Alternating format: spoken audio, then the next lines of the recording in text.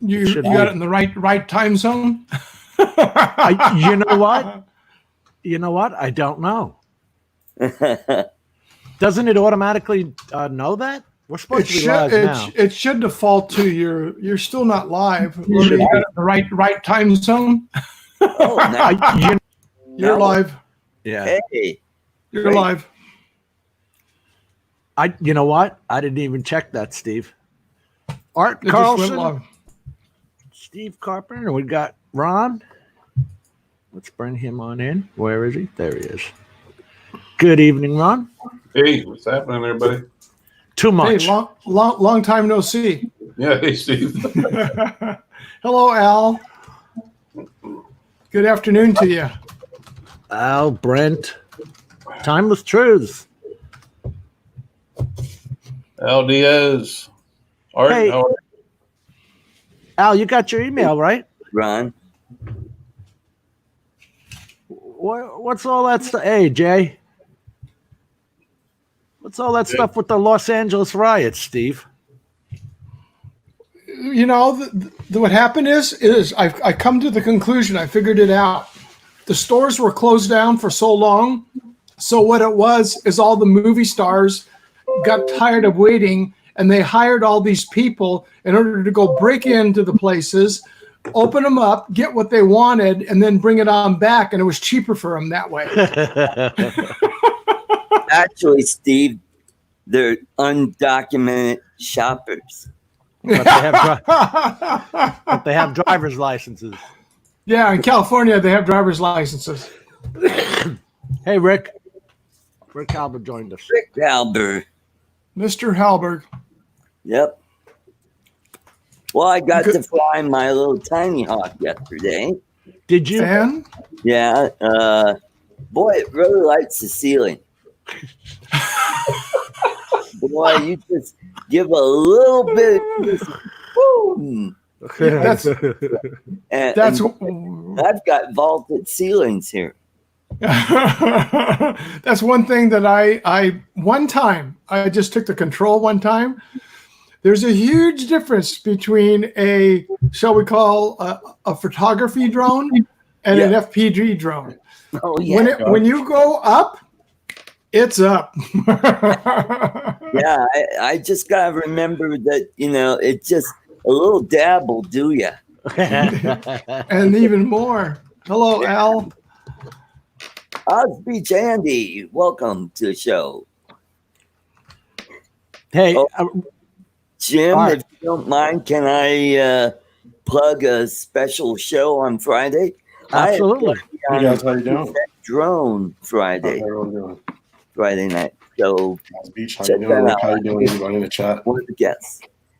All right, Art, you got cut off. Say it again. Oh, I will be a special guest on Ray Set Drone with Kelly Shores Friday.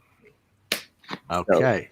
Be there and Or be square. yeah, that's right. Al, were you a good citizen and involved in the rioting and looting? No, not at all. But it's kind of crazy. I mean, it's stupid. But there was a crowd that stopped traffic on 101, and yeah, man, they started breaking people's windows and pulling guys out and trying to beat their ass. Yeah. Can't believe it. Yeah. San Leandro, a bunch of people went over and went to the dealership and stole cars. I was watching Same. NBC, and I don't know whether it was in Richmond or Chicago now, I forget, but I'm watching NBC Live, and I just got disgusted. They were going into the police SUVs, robbing all the equipment, and then rolling the cars down the streets. And the cops weren't doing anything. They were standing in a line. Same here in Denver. They vandalized the Capitol building. They've broken some windows, graffiti all around the Capitol and some of the monuments near the Capitol, you know, and it just amazing. Well, that's what you said. I'm sorry. Got they're gonna have the National Guard protecting the monuments out there. Yeah, they've been here. They got here yesterday. Oh. So, yeah, I went into town this morning. I was telling Steve, and was actually on with Rodney earlier today, and I went to all the hot spots in town today, and everything was business as normal. Didn't see anybody, but I saw a lot of strange buses, but no people. Like, where did that bus come from? I don't remember that bus being parked there. It seems to be starting over here at right when the sun sets. People are out and moving in with the protest crowd, guys with bad intentions, and there was doing the dumb stuff. Bunch of text messages and alerts coming over everybody's phone in the area last night, and I had a little, I don't know what you call it, an incident, but I guess, excuse my expression, I was a little bit of a bitchy mood this morning because I lack of sleep. I left the house about 5:30, 5:45, and just took a ride into town because I was curious, and I ended up about, I don't know, 10, 11 o'clock this morning. I was still in town running some errands and stuff, and I stopped at a Hardee's, and they had like one of those little outdoor, I don't know, tables, little metal tables, you know. And I'm just, I grabbed a burger and a Coke and stuff, and these two gentlemen of a certain nationality come down the street, and I could hear them coming. I could hear them kind of talking kind of loud to each other. They come right across the parking lot, off the sidewalk, come across the parking lot, and the one guy just come up and approached me. It was a little chilly this morning. It was only like, I don't know, upper 50s. So I had a real light windbreaker on. And the one guy just came up. He asked me, he said, "Are you an effing Trump supporter?" And I looked him square in the face. I said, "What does it matter if I am or not?" And I said, "What are you going to do? Vandalize and smash up my truck?" I said, "Go for it." And I unzipped my jacket, opened it up, and let him know that I was carrying. I said, "I'll put a bullet in both of you." Good. What was it? What was his response, Ron? What did he do? F you, walked away. Yeah. The neutralizer. Yeah. I mean, like I said, I'm probably over exaggerating, but I had a firearm at every door last night. Yeah. Sitting there, depending on which door I needed to go out, and they were all loaded. And I said, I'm probably way over exaggerating. I live about 8 miles west of Rapid City, but I don't know. Maybe a paramedic had got a little prepared. In New York, that would have been called preparation. Yeah. Yeah. Mm-hmm.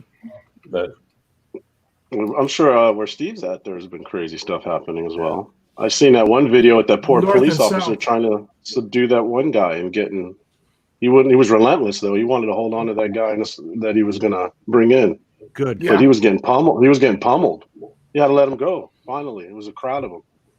hey, look who resurfaced, Jim. Pete? Mr. Judge Judy himself. Yeah, I seen him earlier. Peter Carroll. Yeah, I know the ones that I saw that were bad actually were up in Seattle, and in DC seemed to be the worst, and New York, of course. Yeah. I thought there was Frisco. There was stuff up by Rick. I think San yeah. Jose, Oakland, San Francisco. They've been some in other little small cities. They're jumping. See, around here, you jump to city to city. It's only like a 35-minute hour drive. So you That's can go why into those cities. I think this crap is orchestrated. Oh, it is. You know what they're doing, and because I've got friends that work for a local municipality, shall we say? Because I don't want to put anything out here. Right. And what they're doing is on these organized groups, what they're doing is they're putting out the messages and they're putting them out on their bulletin boards, and they get them all out. Well, the first 2 nights, the cops were falling for it, the police department, and now they're not as much, and they're watching it closer because what they're doing is they're putting this out. They've gone to man those areas. Well, what they've done now is they've left holes in other areas, and people then will jump on and put an immediate launch for another area. They go over there, then it's the smash and grab because they're all set up in their cars. They'll put 4 or 5 people in one car, a driver, a spotter. They go in and smash, grab, put it in the car, and off they go. Great use for drones, though. Oh, yeah. Let's fly them over back and forth. Just have it doing waypoint back and forth. Actually, I saw one flying over, and believe it or not, in Seattle. I don't know if it was the fire department because the cars were on fire, and I don't know if they were using that to survey it before getting closer or not. Right. I saw the Richmond mayor. Was it the mayor? He almost broke down because they wouldn't let the fire engines get to put the fires out. Yeah. Oh, yeah. Richmond, Virginia, Richmond, California. What Richmond? Virginia. Yeah. That's what they were doing in Philly too. They were throwing bricks at the fire trucks, rolling the ambulances. It's Well, they're dropping off pallet loads of bricks and everything off in other locations. Like I was telling these guys earlier that in one location, they arrested these two guys for breaking into a place, and they saw the car that they came out of. Well, the weapons they had on with them, that gave them the right then to search the vehicle, and inside the vehicle were bats that were wrapped with barbed wire around the bats, and a whole bunch of, in essence, Molotov cocktails and other bricks and stuff in the trunk of the car, and loaded with water and milk, so they can use it to wash it out in case they get gassed. Yeah. You know, it's sad. Is it safe to say is that maybe this stuff is like orchestrated? Like That's what I'm saying. It's beyond orchestrated. If I may, something bigger. Real quick here. It's all coming out from a little island in the Caribbean called Curacao. And there's a gentleman there by the name of George Soros who has a little hacienda on the island, and that's where all of this is being orchestrated from. All the money is flowing out from his accounts. And what he's doing is he's flooding all of these organizations with hundreds of thousands of dollars. And then that money gets redirected back to groups like Antifa, Black Lives Matter. And that's how they organize these things. Yep. Because a lot of these looters and protesters, they're not from the same city. They're being bussed in from out of town. They're being paid. Who's paying for it?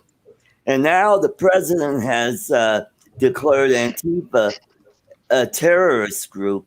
Terrorist organization.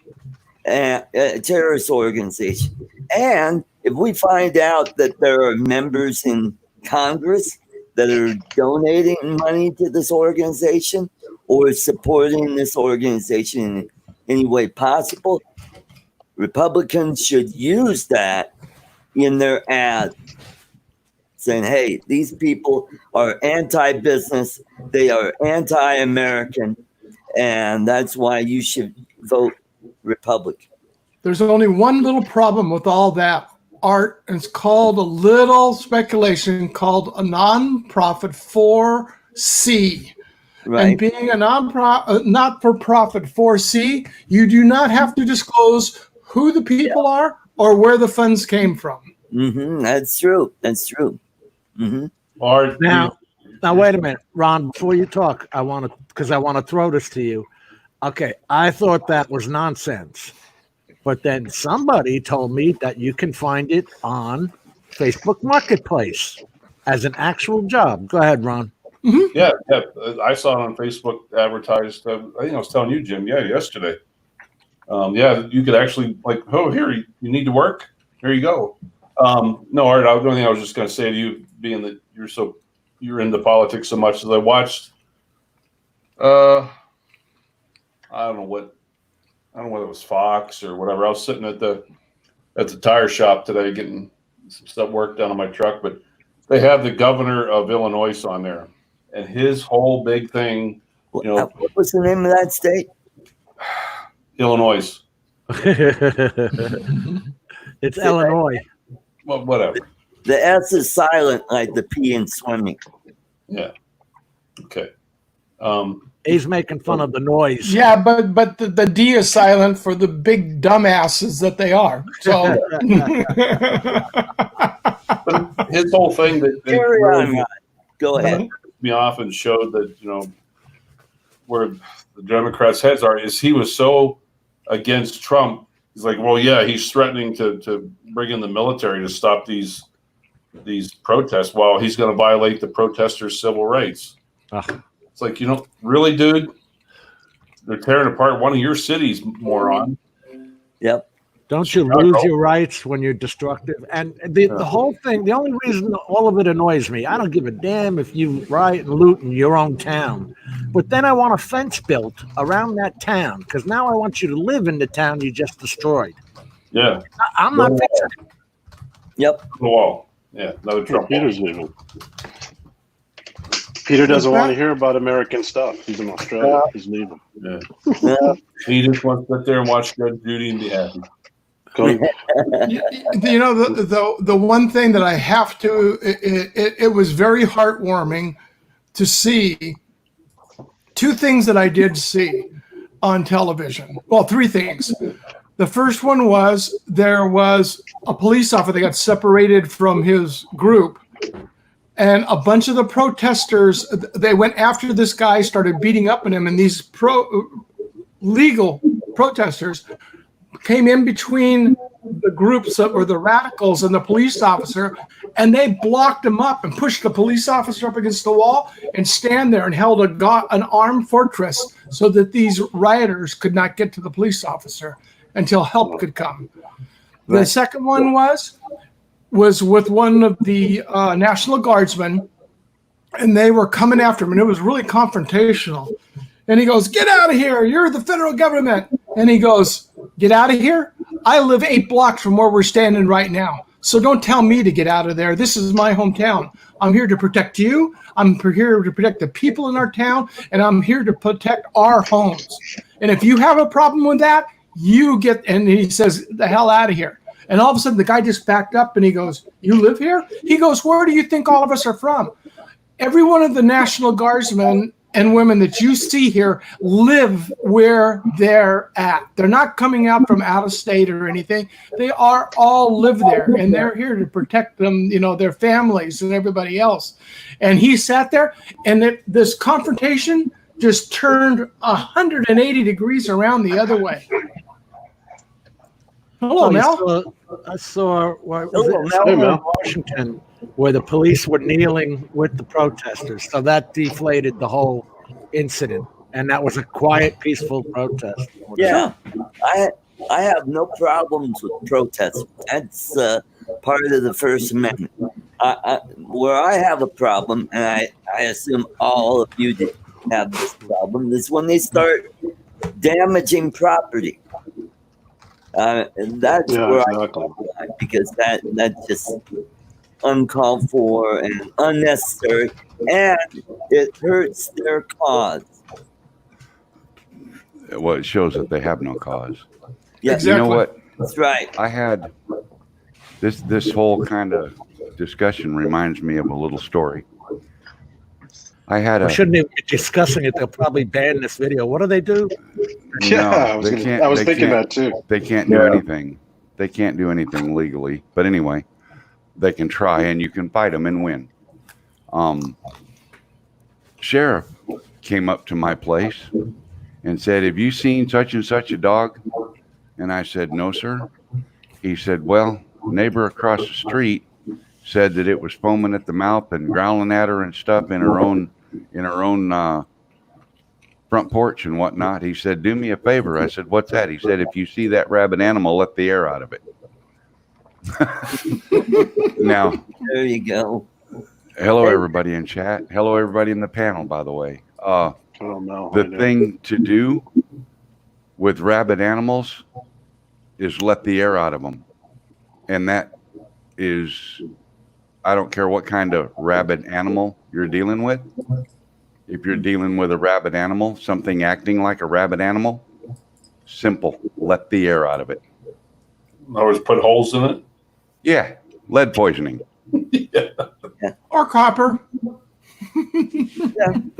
Well, it's still lead on the inside. It may be copper jacketed, but it's still lead on the inside. Rick kind of reminds me of the LA riots, but at a longer. Rick's wearing a funny looking necklace. What are you doing, Rick? I just got my oxygen on today. and I'm going to take a bite of this fresh baked brownie. Holy. Oh boy! Hey, where's Paul? Paul Murray, where are you? And where's Jim backed out to let Rick in? Jim, you can get back on there. You can be in the background for a while. I don't mind at all. Okay, I just want to let you in and say hello. I don't like to keep people in the background. It's hot up where Rick's at. I left there, it was 98 degrees, and that was at like 12:30. Between there. Thank goodness it was raining here today because my AC took a dump. Oh no! 2 days ago. Yeah. They filled it and it leaked right out. He put the new Calgon leak seal in. That came out. So he says I need a new A-frame, with the condenser in it. Oh yeah, the top A-frame thing. Yeah. The whole inside of the house. That coil was leaking. He put that. It's not an infrared. It's some kind of. Oh, it's a dye. Yeah, that they look at with like blue glasses or yellow glasses, shine a blue light or something, right? It lights up like a Christmas tree when he sticks it. It goes, "Zing!" Yeah, same kind of thing. They do that. The same kind of thing in your car to find leaks. Yep. For each light that indicates, that's $1,000. So just when 6 lights come up, you're screwed. Yeah. That's when you just replace the unit. Well, that's what I have to do. I don't know why. And that's a must-have in Florida, right, Jim? Oh my Can't God! live without Oh that. yeah. Oh God. It was 83 degrees the other night. Not last night. The other night. What's the humidity? A must-have. That's more or less. That's the only way you can sustain life in Florida. Yeah. Many places in the South. Yeah. Jim, now you know what it's like to live in the Philippines. I guess. A lot of people have AC in their house, and when they don't have AC, they have electric fans. Those fans, I mean, I guess they're used to it, but when you're just blowing the humidity onto yourself, now you just feel hot and wet. Yeah. I mean, I hate to, hot, sticky, and wet. Jim, you're leading into so many different places there. You need to just stop while you're ahead. I'll shut up. So listen, Mel, I wanted to ask you a question. Me? Wow. Because Adrian, Ron was on with me, and I went with Adrian, and I gave him the step-by-step for the RTMP. And he utilized it. Okay, he was trying to get his Mavic 2 Air, and he couldn't find the Go Live on the Fly app. So he tried it with his Mavic 2 Pro, or the Zoom he has. Yeah, it's not in the Fly app. Okay, so he tried it with the Mavic 2 Zoom, and he tried it again tonight at about 5:30, 6 o'clock, and he comes on for a few seconds, and then it shuts him down. What tablet is he using? What controller is he using? Yeah. He's using the Mavic 2 Pro or Zoom controller. Okay. And, is it an iOS or an Android? I don't know. Yeah, man. that's a big question right there. Yeah. If it's iOS, it'll work. Android, it's debatable. You might get lucky, you might not. Coin toss. Exactly. Oh, that's right. If it's over 5.1, right? Yeah. And because now with all the stuff that those apps are running and all the stuff that they're doing, you got to have a pretty good iOS tablet to run them now. And the Fly app that thing is so resource heavy. It carries, I think, a pallet of bricks. You guys were talking about bricks earlier. I think the Fly app carries a pallet of bricks with it because it is resource heavy. Mm-hmm. And I'm surprised with only 2 drones that it's supporting versus the Go4 app with how many drones does it support? Everything else that DJI's got, except for the heavy lifters. Well, I would think that the Go4 had more bloatware and stuff like that.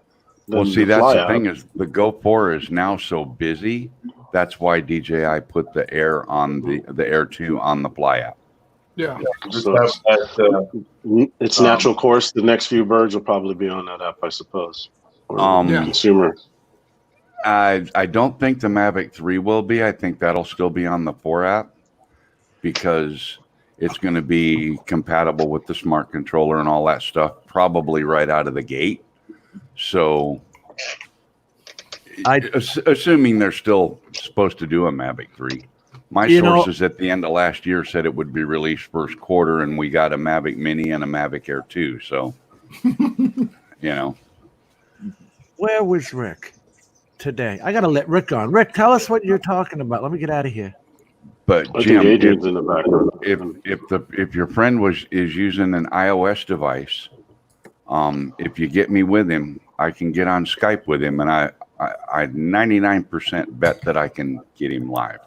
Yep, it's easy. I haven't had one one yet, but I couldn't do.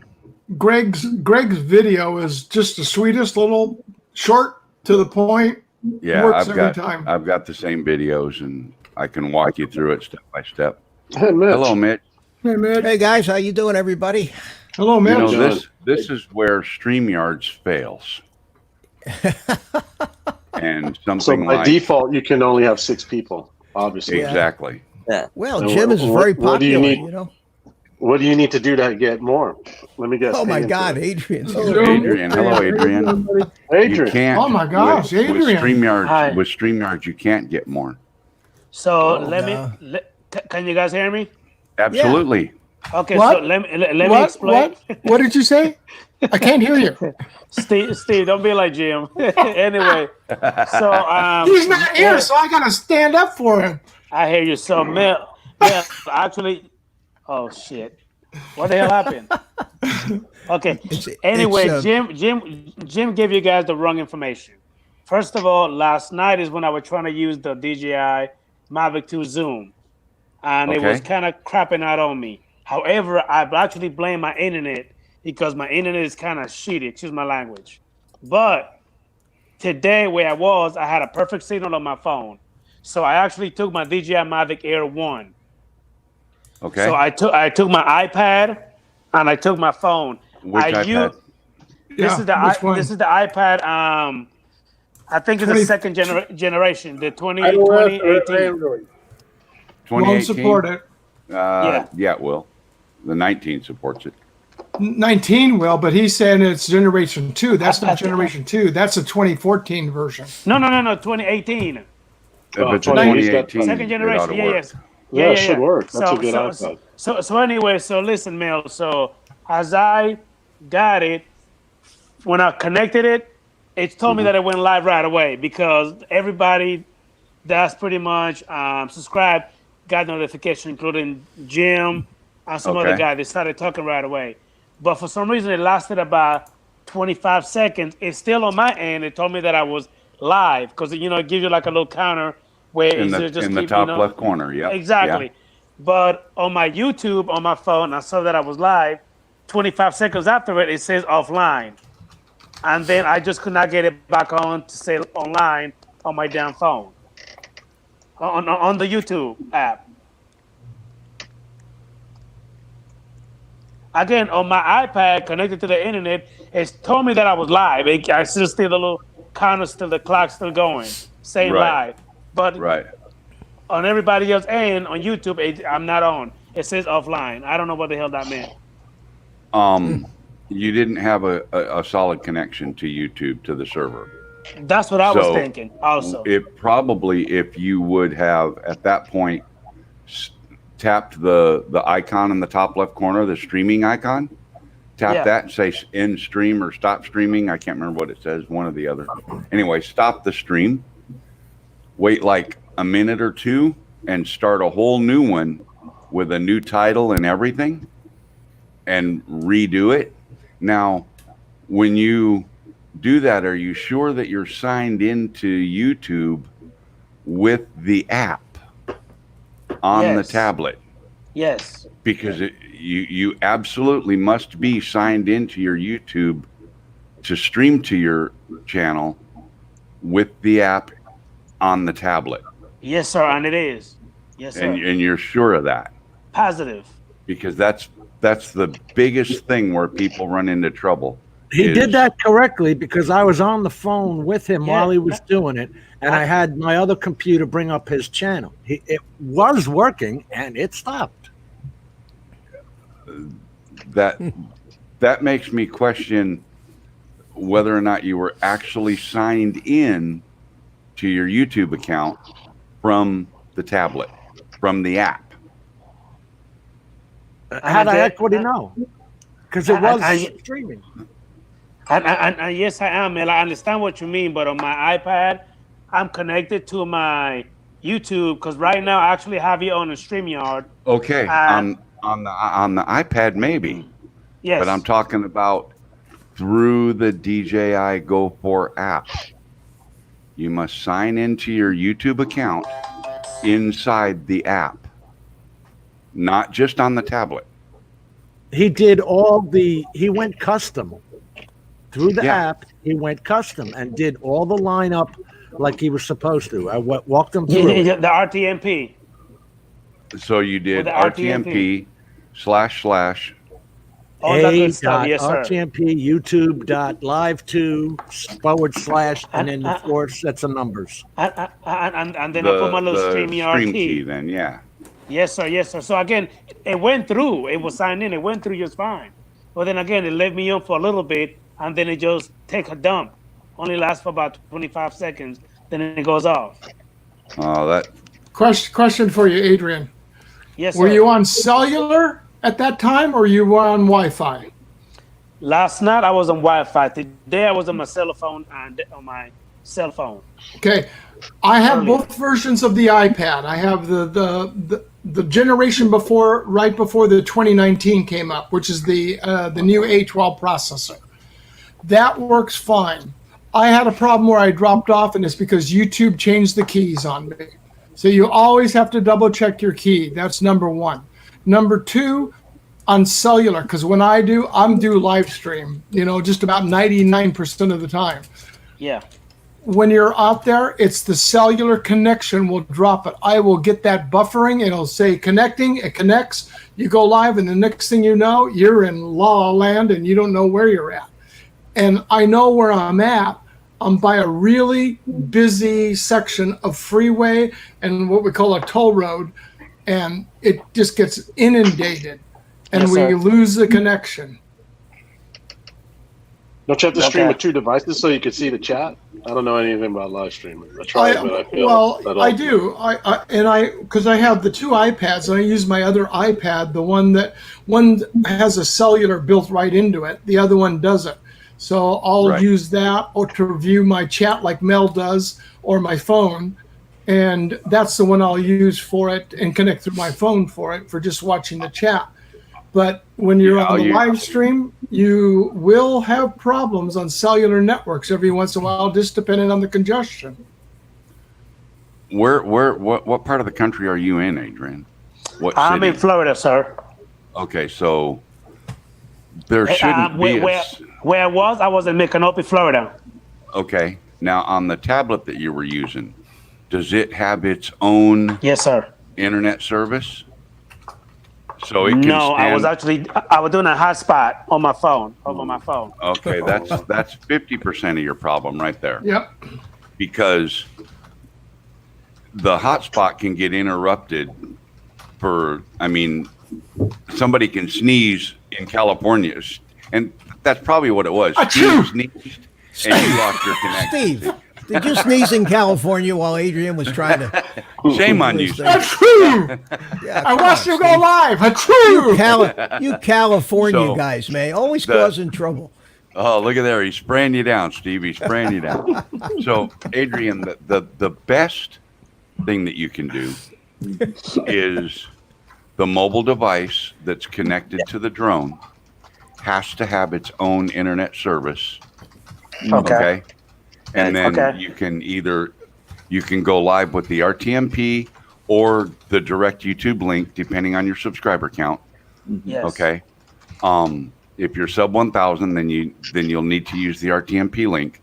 Yes, sir. But it's always best if you can do it without what I call a hitchhike connection. Okay. Okay. So like when I stream live from my drone, I always use my 9-inch iPad tablet. It's got 128 gig of RAM or memory or whatever. So it's like the big one. So it's good. And it has its own calling plan. It has its own internet.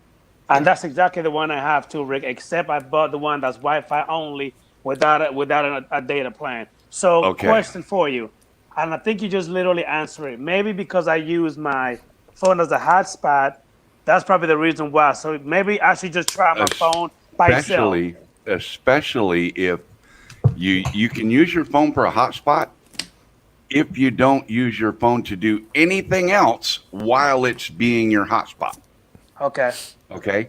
So if you use your phone as a hotspot to connect your tablet and then view YouTube on your phone, you just screwed yourself. Okay.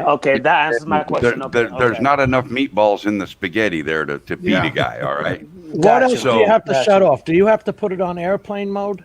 No, because that'll turn off the cellular. No, because that will turn on the telephone, Jim. Okay. Yeah. So if your phone is an iPhone, then use your phone to connect.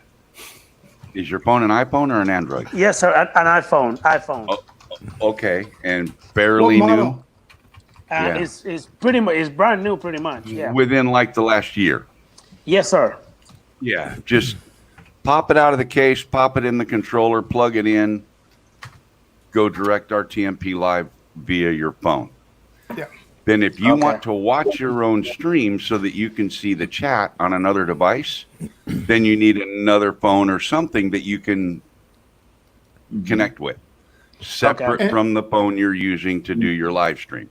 Gotcha. And if it's a newer version, Mel, what version are you running, just Adrian? iPhone. What do you mean? What version? What model do you have? Yeah. This is the iPhone 8 Plus. That's what I have. I can fly my drone and use it as a hotspot to my tablet to watch it if I need be. Okay. And it will run it. The processor and that 8 Plus will run both. In other words, I can turn on the hotspot, fly it directly, and go live with the phone. Go live with the phone. It will. The 8 Plus works. Does work. So I wonder why they might give me that problem then. Well, because you're not doing it that way. You were doing it backwards. Okay. Connect your phone to your drone. Turn on your hotspot. Okay. Then open the Go4 app. Start your RTMP feed. Yes, sir. Go live. Then turn on your tablet with the hotspot signal from the phone. Okay. And look at your feed to see your chat. There you go. Got you. Okay. Got you. Okay. Do it that way, and make sure that it's really important, because if you get just one little hiccup in the command line, it might let you go for a second, and then it'll go, oh, this ain't right, and it'll shut you off. So make sure that your RTMP command line is exactly correct. It is. And then no space, put a / at the end, and make sure. You might even have to go to your channel and check your stream key. I will. And make sure that your stream key is accurate. Okay? And if you do it that way, use your phone in the drone for the Go4 app. Turn on the hotspot. Go live with the phone. Then turn the tablet on and look at your live feed. Got you. That's exactly what I'm going to do tomorrow. Then, okay. That I bet will work. So what was different, Adrian? What were you doing? I believe what I did is that I used my iPad with the Go4 app, but I was using my phone as the hotspot. I didn't use my phone directly, like Mel was telling me. So that's probably what it was, because like Mel was saying, I kind of did it backwards. I should actually, if for example, if my iPad had its own internet, I won't have any issues, but it doesn't. It's only Wi-Fi only. See, so that's what I do. Mine too. I use my iPad to stream with, and then I use my phone to look at the chat. Okay. In my case, I have two phones. So I can double things up and check things if I need to. I can use one to create a hotspot with. I can fly off the tablet and then use the other phone to watch the stream. Okay. Exactly. That's exactly what I have, Mel. My two iPads, my older version is Wi-Fi only. Well, it's actually a cellular. I can put it in. It has cellular capability. But I just moved the card over to my new iPad, which is the A12.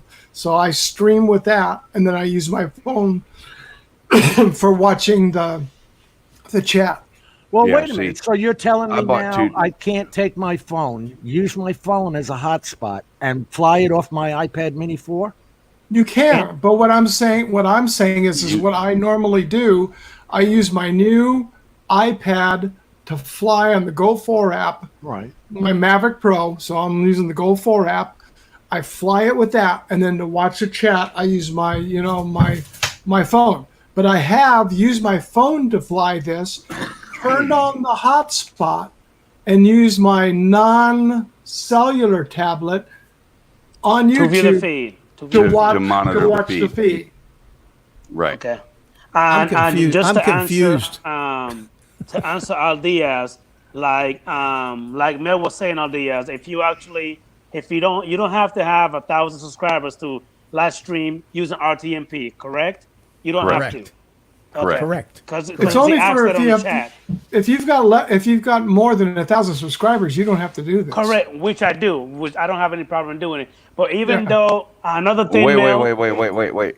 You have 1,000 subscribers? I have over 1,500. Yes, sir. Then why are you even messing with RTMP? Because I was about to answer that, because I've tried to go directly with YouTube on my phone without using anything else, and I was still having a problem. Okay, I can solve that for you, okay? Because there's absolutely no reason. If you have 1,000 That's what I was thinking, Mel. Same thing. If you have 1,000 plus subscribers and you have an iOS device phone, you put that phone in your controller, you use that phone to run the Go4 app, and you use that phone to go live to YouTube direct. Okay. Okay? Simple. Yep. But going direct to YouTube, when you say select streaming platform in the app, Yes, sir. you say YouTube. That's where you have to sign into YouTube from the Go4 app for it to work. Okay. Okay. Which again, on my stuff is already signed in, because as soon as but hear me out for a second. I tried it before, and it even showed me, like, when I type in the name of the stream that I'm going to do, and then it asks me, then it have my picture in it. It has my picture there, and then it also shows me where I can select if it's going to be for children under 18 or not, all that good stuff, and then I hit live, go live next, and everything is already set up, but for some reason they were still buffering and it was just lagging. Okay, then that's got to do with your physical internet connection for wherever you are. If there's a lot of traffic, then you're not getting your share of the bandwidth. Okay. YouTube has to receive a certain number of packets for it to allow you to function. And they've got that set up on their servers so that people that send continuously weak signals to them get booted out, so that the people that are sending good enough signals, good feed, they get to go through. Gotcha. Okay. Yes. But I can't stress enough, and the way I know this to be true is when I was setting up to live stream direct from the smart controller, it looked to me like I was doing everything, and I would hit go live and it would sit there and just buffer and say connecting and connecting and connecting. Yes, sir. What I was not doing was I was not signing into my YouTube account from the Go4 app. Okay. Not from the tablet, not from the phone, from the Go4 app itself. Yes, sir. You must sign into your YouTube account or it will not connect. Okay. it's just the way it is. It's a fact. So, and what was happening was in my case with the smart controller, the part where it was telling me to sign in, I didn't know was there, but it was being covered by the virtual keyboard, right? That you tap on the screen. And yes, sir. Actually, I think it was Londonard, if I remember right. He said, well, all you got to do is hit the back button and that keyboard goes away. Yeah. And I was like, oh, no kidding. So I hit the back button, the keyboard went away. Then I could see where the app was asking me to sign into YouTube to give the app permission to access YouTube. Because you know how like when you sign into YouTube or Facebook from a new device, a different one than you normally use. Yes, sir. You get a message from the other one that says, hey, we just got a new connect, right? Correct. That's going to happen. You'll sign in from the Go4 app, and then you'll get a message that says, hey, we just got a sign in from such and such device. Was it you? Okay. Correct. And No, Ron. Put your hand down. No. Hi, Ron. No. How you doing, Ron? Good, buddy. How are you? No, I have say something. Say we gotta be able to get a word in edgewise here somehow. No, Mel, I had a question because you generally are live from your smart controller now, correct? No, not anymore. Did you used to? Yes. And why did you change? Because when they did the firmware update on the smart controller to allow the Fly app, they took away this live streaming capability because the Fly app doesn't go live. DJI. Yeah. I'm pointing at DJI here, right? No. And you want them to send you stuff, Mel. That's you really right. want them to send you stuff. Hey, you know what? The honest guy usually makes out, right? No, not me. You can't fix stupidity. I'm in the back of the bus, and I'm the most honest guy there is, for Christ's sake. Well, they don't want honest criticism. Yeah, right. They want fanboys, is what they want. But that's what they did is when they updated the Go4 app to allow the Fly. They updated the smart controller firmware to accept the Go Fly. The Go Fly. The Go Fly app. And the Go Fly app has no streaming capabilities. Go ahead, Ron. Yeah. I've got an update awaiting on the smart controller, which I haven't updated yet, because I'm still on the Go4 app. Right. And what I'm looking to do, like I said, when Jim comes out in August, I'm going to have him help me set me up on my smart controller. So there's a couple of places I want to go where we're going to live stream, but obviously I'm not going to be near Wi-Fi. I'm going to be using cellular data, connected through my phone, obviously through the cellular data. Yep. Okay. So the controller will do that. So as long as I keep it with if I'm understanding you correctly, as long as I keep it with the Go4 app, then I should be okay. As long as you don't do the update on the firmware of the smart controller. Okay. The app has nothing to do with it. The firmware update that they did, this last firmware update, to allow the smart controller to accept the Fly app, right, is what messed up the live streaming from the controller. Oh. And you can't take it back, Mel? You can't just put it back how it was before? Yes, you can. You can. And I did. I tested it because literally one day, I was live streaming from the smart controller. That night, I did the firmware update. The next day, I could not live stream from the smart controller. And I was like, what the hell just happened to me? So I thought, well, the only thing different is I did the update. So I went into, what do you call it? The DJI website thing? Right. Yeah. You know what I'm talking about, right? Yeah. What's it called? DJI Assistant. The DJI Assistant. And I downgraded to the previous version on the smart controller, connected the drone, went live and flew. And I was like, okay, I just learned something. But because I'm one of those, because live streaming from the controller. Yeah. That's why I'm asking. And I kind of, a lot of people were trying, and I kind of pioneered it. I figured out a way to get around DJI's proprietary browser, and that's what was preventing it from happening, was their browser. So the thing is, though, is I had to re-update the firmware in my smart controller. And the reason I had to do that is because being 107, available to fly commercially, one of the requirements is that all of my equipment stays up to date. Okay. So you can stream from the smart controller now? Right. Take the Fly app off. Did I screw anything up putting the APK on for Chrome? No, that's how you have to have that in order to be able to stream it all from the smart controller. Okay. Hey, listen real quick. Mel, thank you very much. Anybody that just gave me the Steve, what to do, how to do it. Steve, everybody, Ron, you ain't no help. Steve Jim, you ain't no help.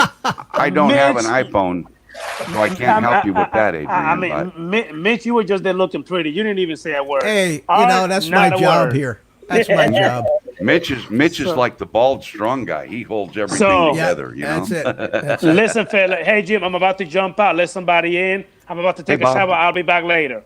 All right, buddy. Good to see you. Adrian, let me know how that works out. So, sir. Put your phone in the controller. He's going to go do it now.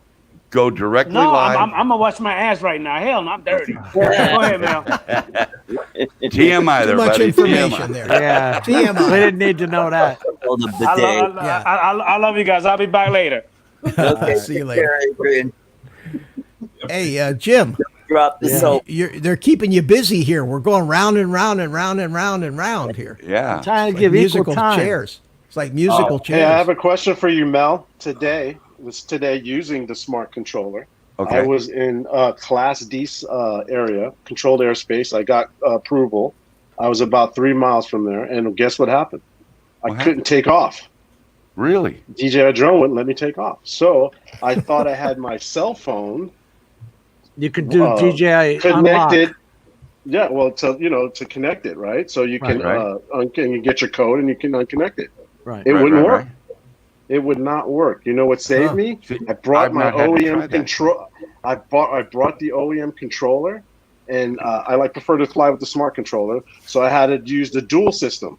So I set up the dual system, left it in my car running while operating the smart controller, because I had my cell phone in the OEM controller.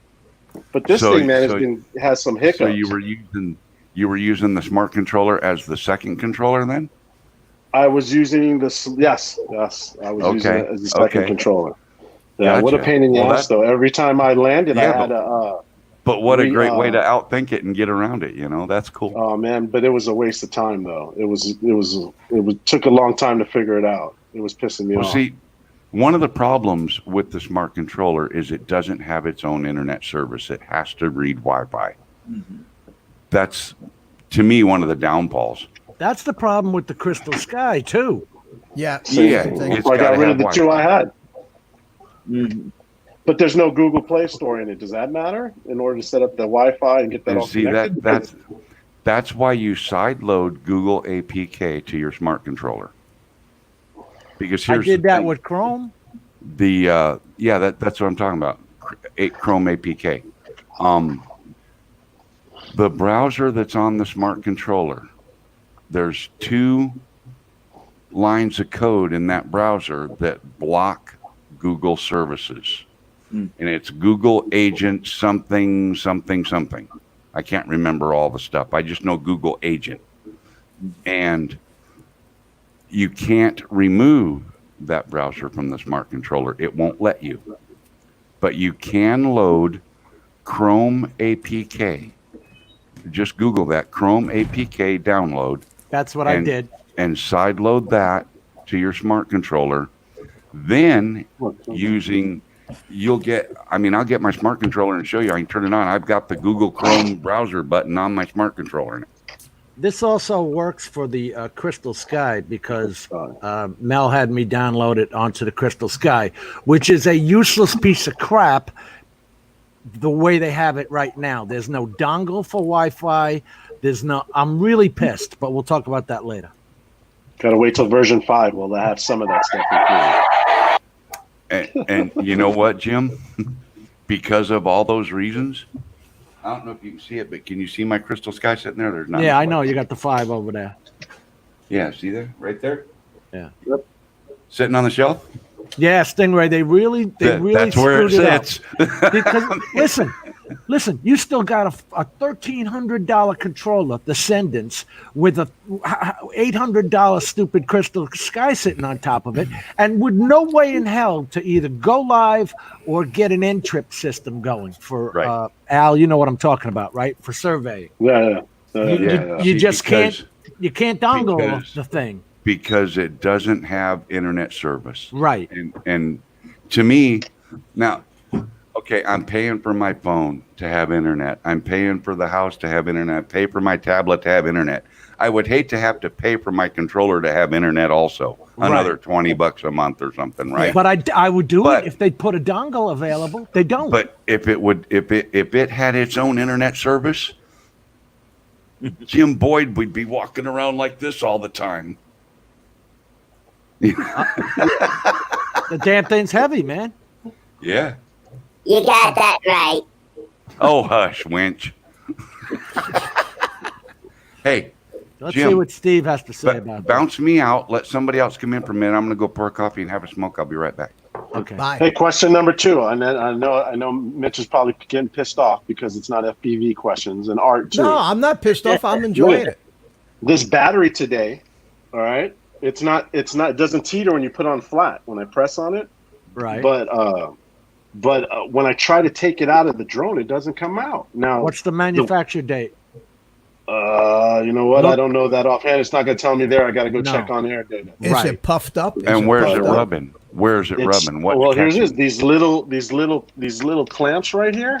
How they recess in. The one on that side too. That the one on this side doesn't sync all the way, so it still latches on.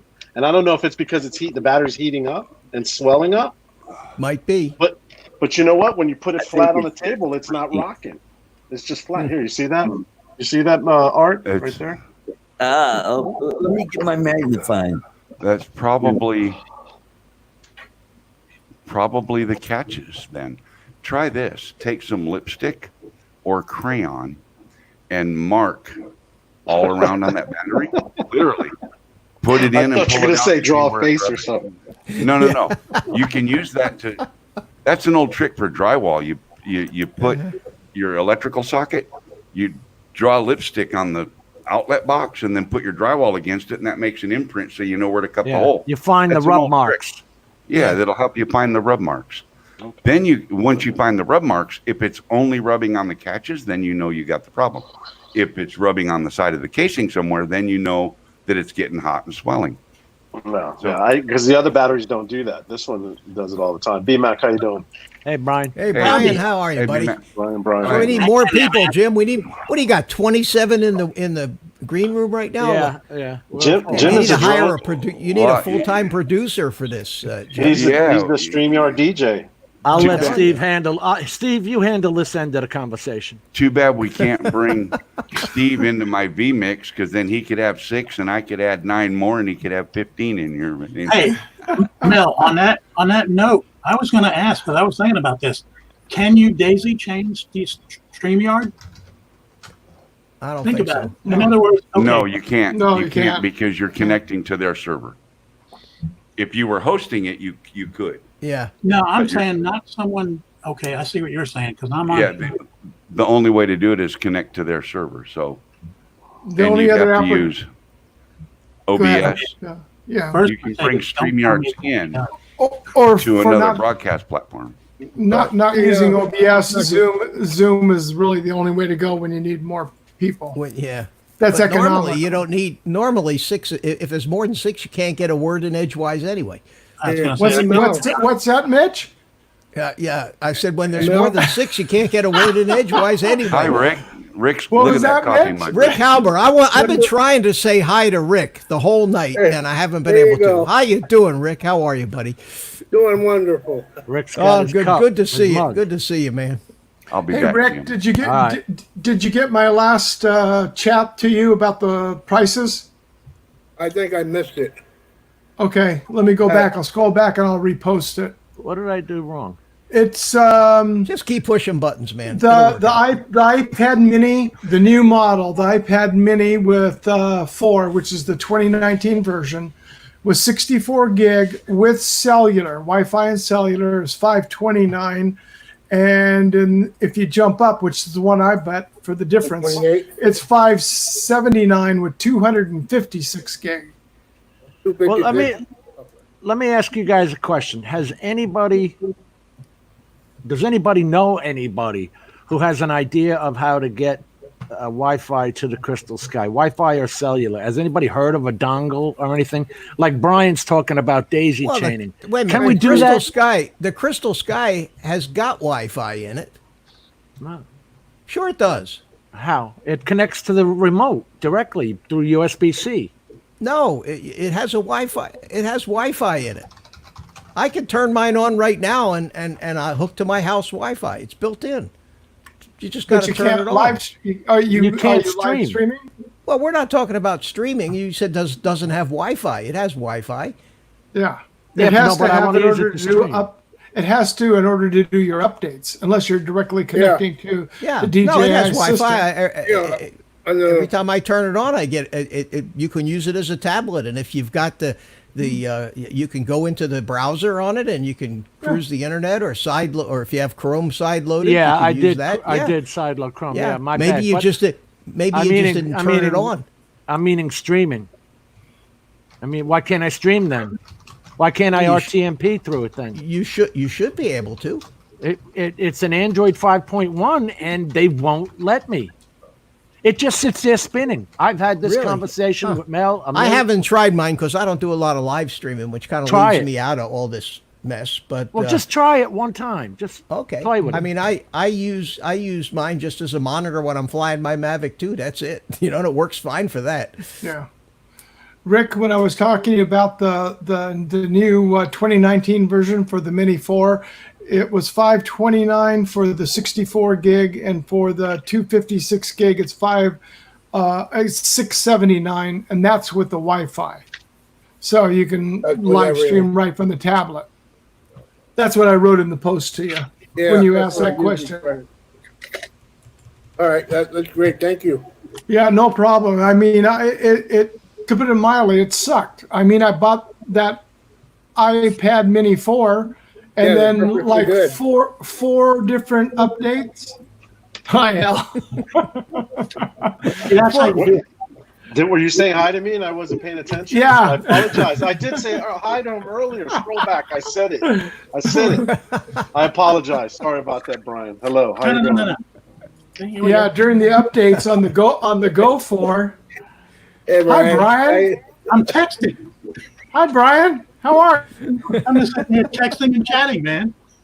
That's faster, isn't it? Yeah, dude. High five. It is much faster. Look up. Look up. So, not anymore. Can I stream from the damn Crystal Sky or not? Not right now, as far as I know. Right, I have not been able to. All right, I'll have to try it. I'll try it and see what and Mel has done it. Here's what happens to me, Mitch, when I'm using the Wi-Fi from the house to get the better signal. Right, I haven't even bothered with the cell phone. Right, and hotspotting it. Right, I go straight to the house Wi-Fi. I go through YouTube or RTMP, doesn't matter, and it just sits there spinning. It says connecting and stays spinning. Either with the both with RTMP and regular YouTube. Regular YouTube. And you are logged into your YouTube channel when you try to go to the YouTube? Yeah, you can see the whole screen on mine. I'll play with my setup and see if it does the same thing as yours. I've never tried it because I don't live stream from the drone, so that leaves me out of this whole conversation here. But that is why I added Chrome via the APK, because Mel said if I added Chrome that would help. I don't know. It has. It would help if you use a DU screen recorder or or that's one of what those Art said. Use Mobizen. Mobizen, yeah. But then you've got their. If I'm doing this for clients, I can't have that crap on there. No. Ron, can you live stream to Facebook at one time as a test? Somebody has a browser open. I'm hearing echo.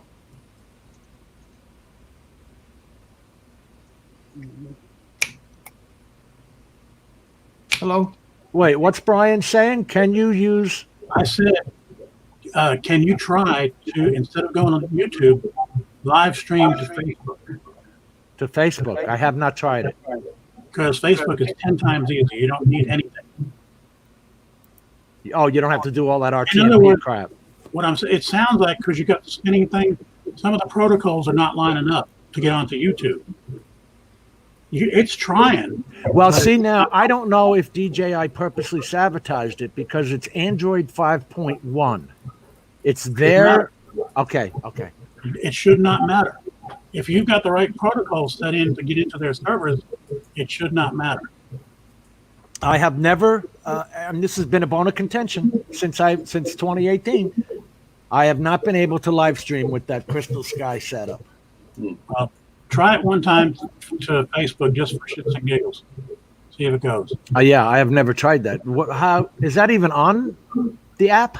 I mean, I know it's on DJI's app. I don't know if it's on the Crystalsky, but if it's on DJI, when you're using Crystalsky, you're still using the DJI app, right? Yeah. So it's there. Yeah.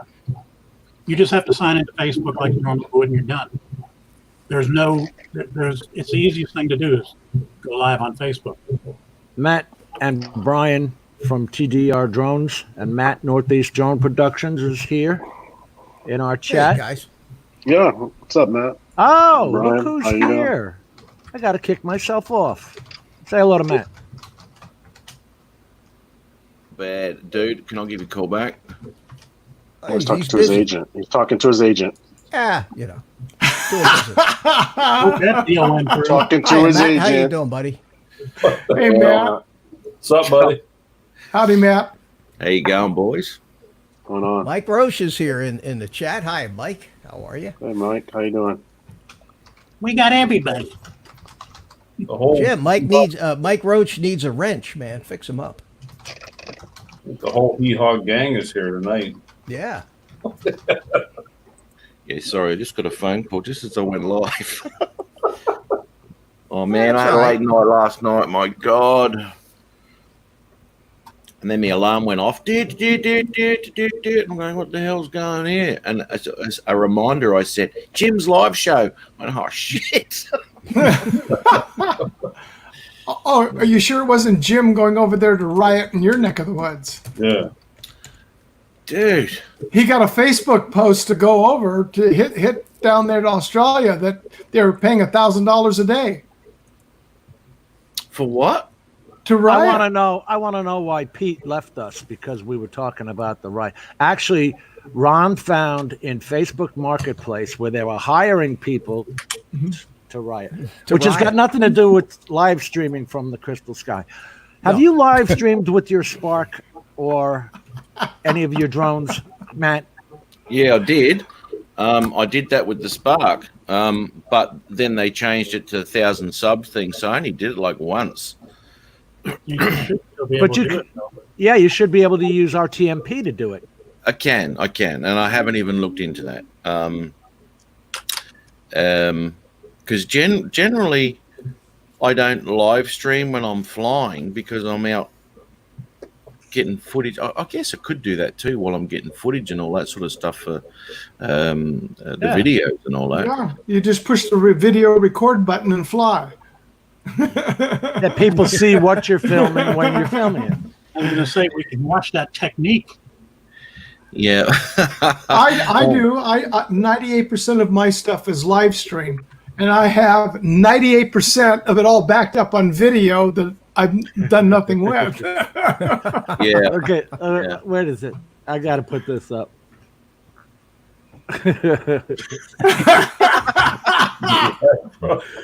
Agent K, that's priceless. Crazy bastard. Hey, let me be mad at my Crystal Sky purchase, will you? Yeah, I got one too. I hardly ever use it anyway. Well, Jim, when you get here, buddy, you got a little project on your hands, and we'll have to get my smart controller up and running so we can do some live streams. Don't ask Brian how his day was. I'm mad at Brian. It's not working with the smart controller. That's the problem. Yeah. It just spins. Like Mel was saying, with the new update. Right. Wait, if you put the Fly app on it, it won't work. It stops it from streaming, right? Correct. Live streaming. I thought I understood, which I don't know. And if you take the Fly off app back off, you can stream. All right, let's hear Mel tell it. No, it's not the Fly app itself. It's the Android update on the smart controller. What? Let me turn my smart controller on. I'll tell you what version I have, and you want the version before that. Let me turn it on real quick. Now, did they do that same update to the Crystal Sky, Mel, or just the smart controller? Guess Have to wait till he gets back. Yeah. Dead air. Yeah, I'm getting dizzy watching all these squares. I was gonna say, like Hollywood squares. Well, one thing I haven't updated is I've not updated the operating system on the iOS phone. You didn't go to 13? The reason being is they have introduced the API tracking net, which means that any health agencies can track you. That sucks. Look at the update. Thank No, you, Apple. and the same thing went on to Android, and Apple pulled that sentence out of the update. So if you go look at the update now, it doesn't say that, but it did just 2 weeks ago. And Android is same thing. So it is going to allow any health agency allowed to use the built-in API app that's now in the phone in order to track you. I mean, we all know that it's that COVID tracking. That's the excuse. Steve, it's for your own good. Come on, man. Yep. Mel, my own good is leave me alone. Mel, we know better than you. Currently, the Android version on my smart controller is 7.1.2. And I think it's the version before that allows you to live stream. But I just turned it on and it's got another update, so I'm afraid to do it. What's your update? What was it again? The Android version is 7.1.2. Because I think I was getting pop-ups earlier, but I didn't update it. Yeah. And when I turned it on just now, I got a pop-up said there was an Android update for it. Maybe I've got something different here. It says the current version I have is 01.00.0700. Well, what am I not looking at the right thing then? That's the Android version. It says the system update. Where well, I've got system version 1.0.650 with a bunch of other stuff under it. Where are you going to get in the about? So there's an about tab. There's an update, Mel. It's 700. You said you had 650, so that you're not updating it. You're just leaving it. Well, I have that. This is the first time I've turned it on in a couple of weeks. Oh, okay. Yeah. Are you so I didn't. No, are you going under settings? Yeah, settings and then about.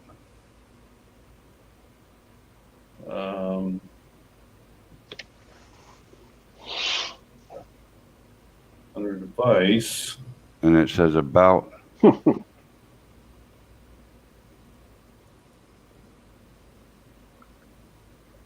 About remote controller, Android 7.1.2.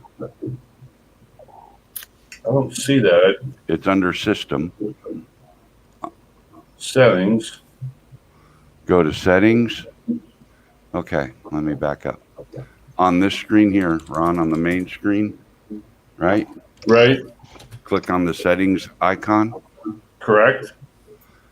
Scroll down.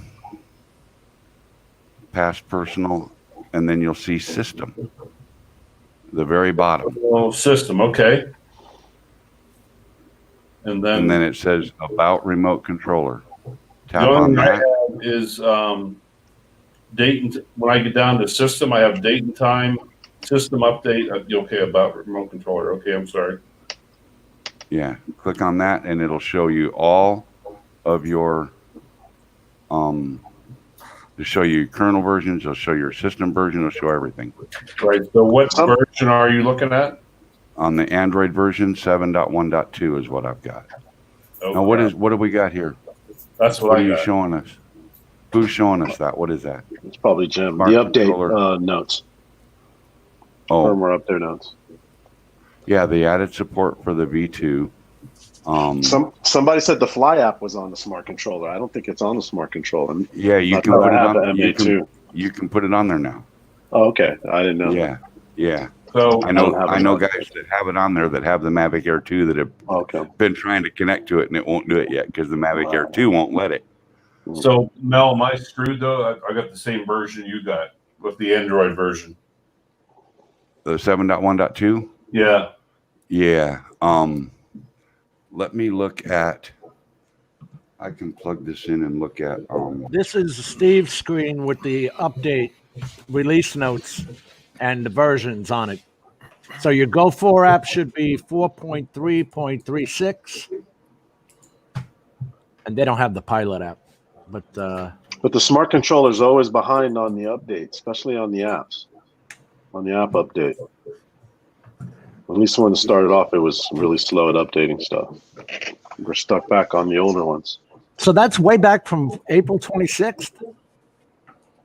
That's about right, April, yeah. Yeah.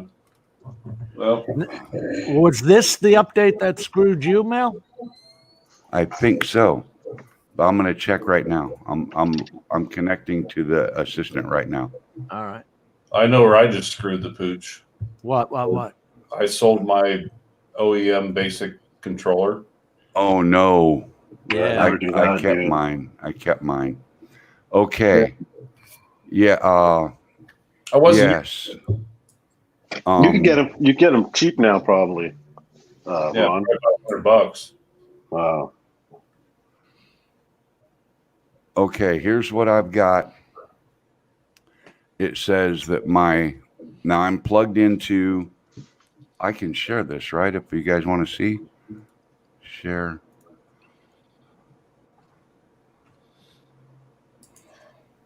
Allow.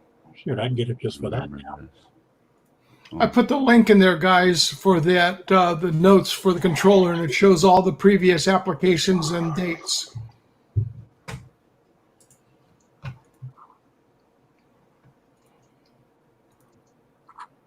Okay. He's not sharing yet, so don't think that we're just not doing anything. Allow. Okay, I got there it. There it is. Okay, where is shrink your chat there. Here we go.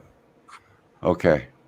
That's the assistant too. Yeah, it's not any. You can't make that bigger. You can't. Yeah, I can. Is that better? Yeah. What's the top one? You can't read it. So read it to us. The top number. The very top where it says current is 01.00.0650, and on the latest version that's available is 0.700. My current version is 650. Okay. So don't go to the 700 is your recommendation. No, downgrade to the 530 if you want to be able to live stream. Okay. Exactly. Go, look at the notes that I posted up there. That link, and that's the sheet, and it'll tell you about it. It'll show you all the versions. The one that Mel just showed you is 700, and then he's got the 650 loaded. And the previous one was the 530. Yeah, so that's why, like tonight when I just turned it on, it said there was an update available. Well, now I see it. I could click upgrade and go ahead and upgrade it. But if I wanted to go back to live streaming from the smart controller, I would actually have to downgrade to 530. Now, what So is it what- adding? yeah. What's it adding feature-wise that you would give a damn? Because you don't have to update. I didn't even realize that. Unless they force you to. Sometimes it's a forced update. True. And it's let's see, stop sharing. It's only a technicality, and in all actuality, there's nothing stopping me from downgrading to 530 because unless I'm doing commercial work, I don't have to worry about it. And right now, I'm working too many hours doing other stuff, and I can't even try to pursue work. So, question, Mel. Downgrading, can you only do that through the Assistant too? yes. Okay. Now, Mel, you remember when I tried the live stream and all I got was the spinning? Mm-hmm. Yeah, that Yep. situation hasn't changed. Really? Yeah, Even when the you only try thing to- they've updated for me is the pilot app. There's been no version Yeah. updates. Yeah, and I don't know how the pilot app works. I've never used it, Jim. But with the Go4 app, you should be able to live stream. And I'm the only one that has the Go4 app. Starting with the Matrice version 2, the 200 version 2, there's no Go4 app. The Matrice 300 has its own flight app. It has its own app, yeah. So it's Yeah. got its own, and guess what it looks like it's using? The smart controller. So what does that tell you? Bye-bye Cendence? Bye-bye Crystal Sky as a separate unit? I don't know. I don't know that anything's end of life. I'm just telling you what the M300 is using. Yeah. Yeah, that Cendence remote is it's a lot of money. That's a lot for the Inspire. I don't think any of that Right, stuff's yeah. going to go EOL because not everybody's going to get the 300. I mean, the guys that have the 200 and the 210 can still use the Cendence. You can't use your cameras that you already have on the M300. I will not buy that thing. Well, that's what I'm saying. People that don't have the M300 don't give a shit. Right. Those that have the M210 and the 200 that have the Cendence controller can still use the Cendence controller. But Mel, because they're still flying their M200. Listen, it's almost a bargain basement deal. They lowered the price on the M300 to $8,000. Uh-huh. Just so you can spend another $15,000 on the camera. Right. The H20 camera, guys, come on, get your cameras. Oh, so and just then buy all new batteries for $1,200. Just because they made it means you got to go buy it. You know that. Oh, they made a Mavic Air 2 and a Mavic Mini. Look how many people went out and got it. I was going to say that. I started to say that must be a Florida thing, you know. Hey, I don't have a Mavic Mini or a Mavic Air 2. Hey, neither do I. Neither do I. In fact, I tell you who has them. I bet you Rick has them. Let's find out. I'm waiting on a shipment from DJI, but it's not the Mavic Air 2. What is it? What did you get? Oh, a second Osmo Action. Okay. Did you figure out the live streaming from the Osmo Action yet, or no? Did you give up on it? I pretty much gave up on it. I'll let it settle. I'll let the dust settle on it a little bit, and then I'll try it some more. But seriously, really, what's the point? Why would I grab this and connect my phone to it to live stream when I can just grab my phone and go live? I mean, I don't know, but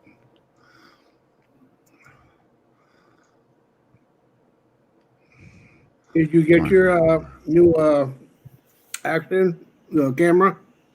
I ordered a second one. Yes, I liked it so well.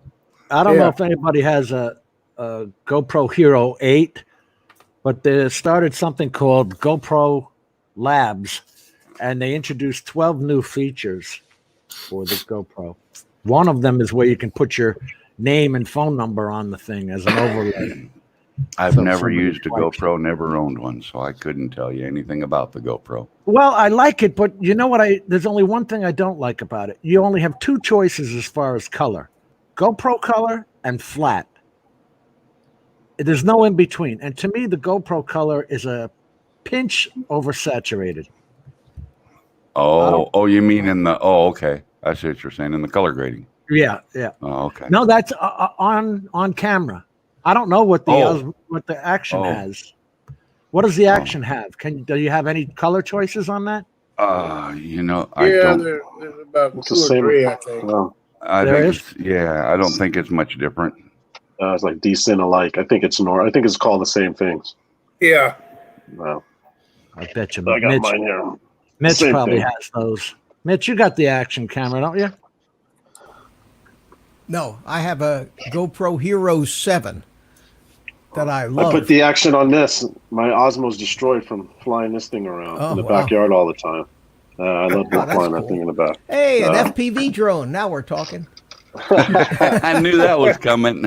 I'm not fully immersed yet. I probably never will. I like flying in the backyard. I'm up to my ass in helicopters over here now. I did order new foam for my goggles though, so when that comes in, I'll be able to start flying again, or at least trying to fly, attempting. Got it. There, way to go. I'll tell you, Jim. I'm still learning the Arju pilot stuff, and it's coming together, and I really think that might be a great answer to some of this DJI problems that we keep having with stuff getting obsoleted every 5 minutes. Well, thanks to Rick, I got my Tinyhawk ready to fly again. Everything worked with it? Well, what I did, instead of changing the motor and doing the soldering on those hair-sized wires, I took that little C-clip off the top of that motor and put it on the original motor, and that way the motor will stay together. So I just used that C-clip part. That's all I needed was the C-clip. Then I didn't have to try and solder that plug onto the new motor. Yeah, trying to solder that fine stuff is tough.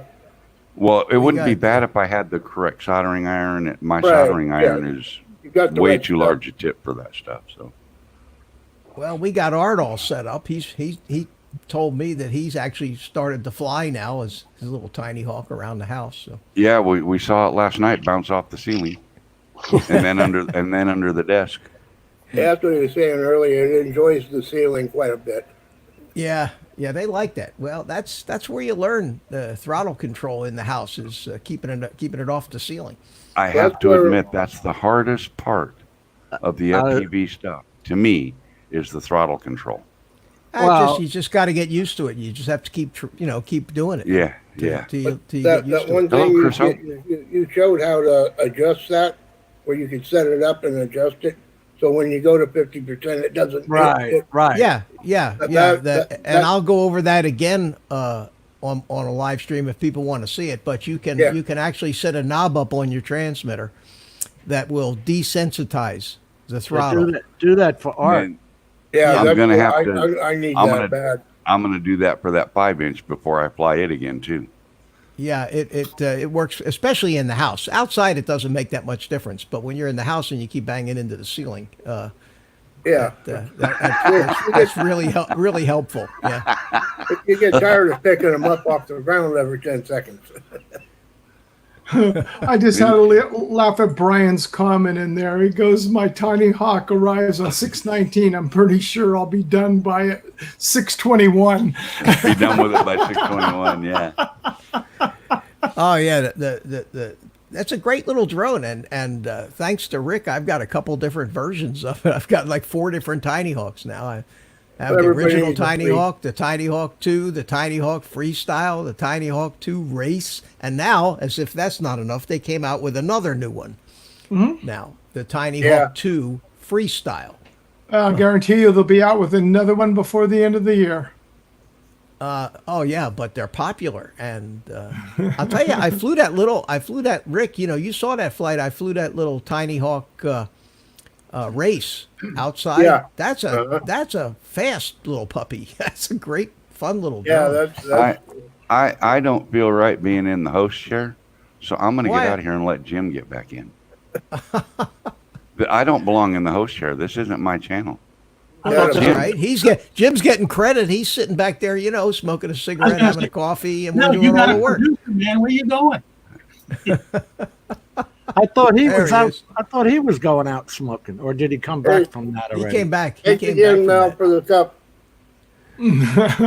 So Jim, I did take a little ride over the new overpass this morning, and I drove all the way down the Heritage Parkway to 192.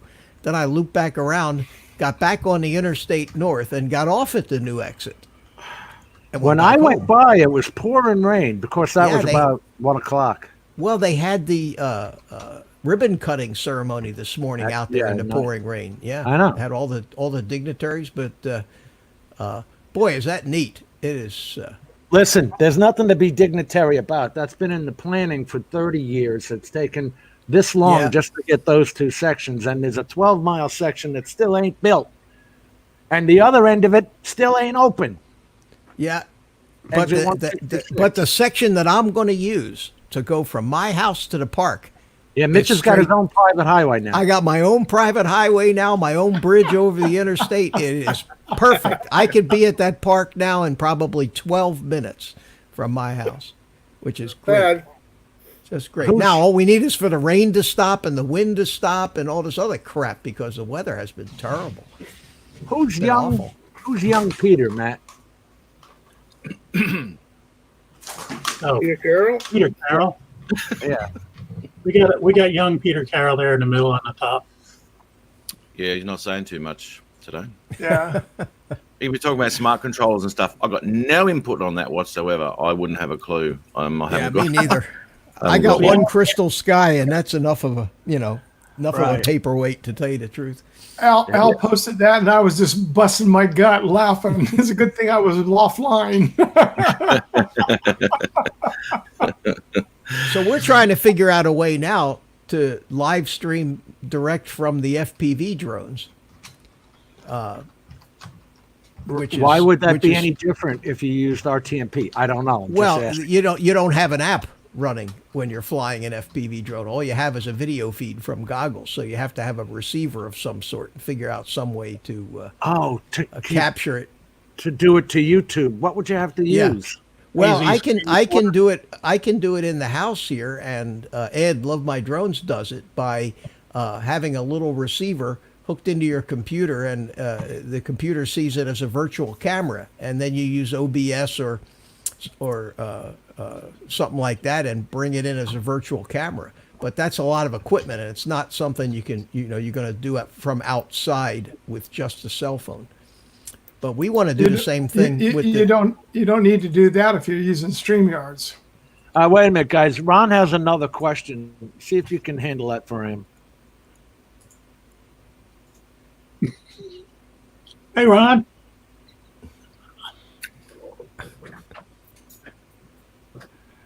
See that screen right there? That's my website for my business. If I'm live streaming, it's broadcasting to my website, so you can bring that in as a virtual page onto any broadcast right through StreamYards. Oh. Mitch, you can do that. So if I was to go out and go live right now, it would be playing live. Yeah, but I'm talking about how to bring an analog video feed from an FPV receiver into a cell phone out in the field and then broadcast it out live. You probably could do that with one of the screen recorder apps, but it's something we're going to work on. I mean, we have no problem doing it when we're hooked to a computer. Yeah. DU recorder where you could record it ahead of time, but to do it live, that would be an option. With the DU recorder, you can actually send it out live. Whatever the screen is capturing, you can send that out live. But the problem is to run that app at the same time as you run the app for the little receiver. You can't do that. So we're working on it. We'll try to figure out some way. But we thought it'd be cool to do these virtual fly-ins with the FPV drones. Because when I've seen it do that, that was pretty cool. Yeah, I was it's watching fun. a replay of one of his lives. I watched him a few times. It's pretty awesome. Ed, yeah, and I've done it here in my house with my setup here. It's flying the little drone around inside the house where everybody can see it live. I remember seeing that. Crashing into furniture and everything else. I fly so much better when nobody's watching. Yeah, Jim and I did a test because we were trying to figure out a way that during a live broadcast like this, where you could bring it in, having it broadcast to a web page, which you can do, and there's also scripted code in there. Now that is just a static embedding. So anytime I go live, if someone was to go to my web page, it'd be there showing it live. Yeah, okay. Well, you can do another embedding that'll actually show the chat out of YouTube, but it's only per flight.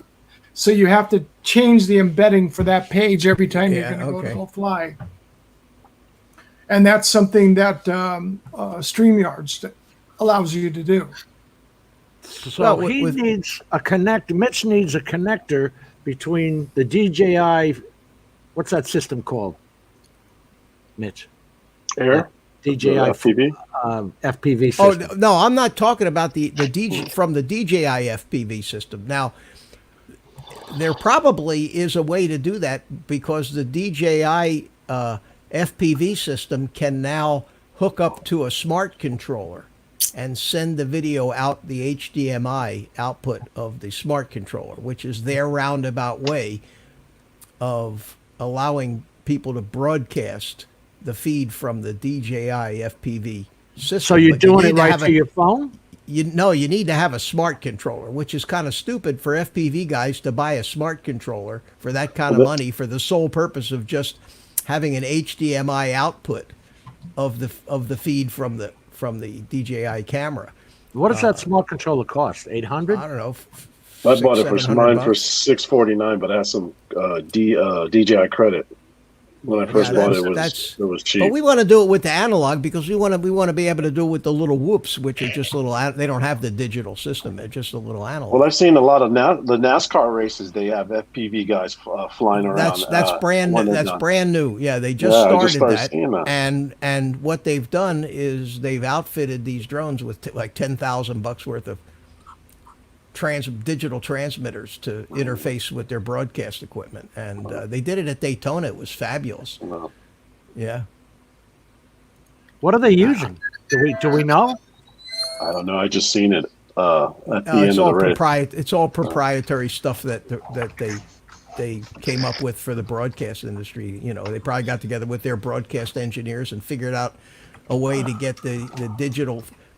I don't even know what kind of cameras they were using. There's that $999 live system. God bless it. Anybody know what I'm talking about? LiveU has a $999 system where you can hook anything into it and it'll broadcast it. Nobody's paying that. You know what I'm saying? But that's available. Hey, Jim. Yeah. I know Ron had another question here for Mel. I know. What? Is he still on? No, he walked to get dinner or whatever he's doing. Oh, yeah. Well, I know he was cooking it beforehand. Because we were on beforehand going, oh, hell, we better get going. We got to go get something to eat before Jim comes on. Jim, you see this? You see this little thing here? Yeah, the transmitter. No, this is it's $25. It's called SkyDroid, and it's a receiver for an analog feed from an FPV. I hooked one of those onto the back of the NVIDIA tablet, and it searches for the channel that you're broadcasting on. And not only that, but you can get the feed into a cell phone or a tablet or a computer with this thing. The idea would be to figure out some way in the cell phone to then connect it to something that's actually broadcasting. But it's an app in the cell phone that has to be running in the foreground so you can see it. And if you go and try to open up another app, it puts this app in the background. So, you know, and maybe with the DU screen recorder, if you get that set up, or one of those screen recorder apps where you get that live feed set up to broadcast to mirror whatever's on your phone screen, then you run this app And that's something I want to play with, because that way you could be able to do it out in the field with a cell phone. Yeah, but for that's 20 something bucks. I mean, that's the difference between DJI pricing and Chinese FPV pricing. Yep.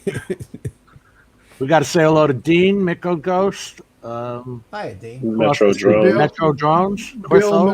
Bill Metro Drones is here. And oh, hey, 30 Bill, people how are you? in the back room. Peter Carroll in the top middle square. yeah. Peter, good you got evening to hair. you. Peter, you've got hair. Is that Dark Peter? hair. Wait a minute. Is he young?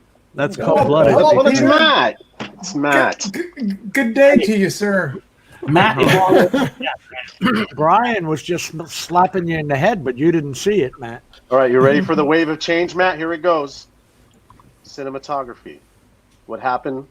Rec 2020. Yours was Rec 709. Dude, okay. Here we go. Okay, see? All right. Yeah, he's talking now. What we've got. Yeah, got a bit of a problem. Number one, HDR monitor. I need a HDR monitor to correctly color grade it, because what I'm doing with my color grading on my screen looks absolutely fine. When I render off to Rec 2020, it looks fine within Windows Media Player.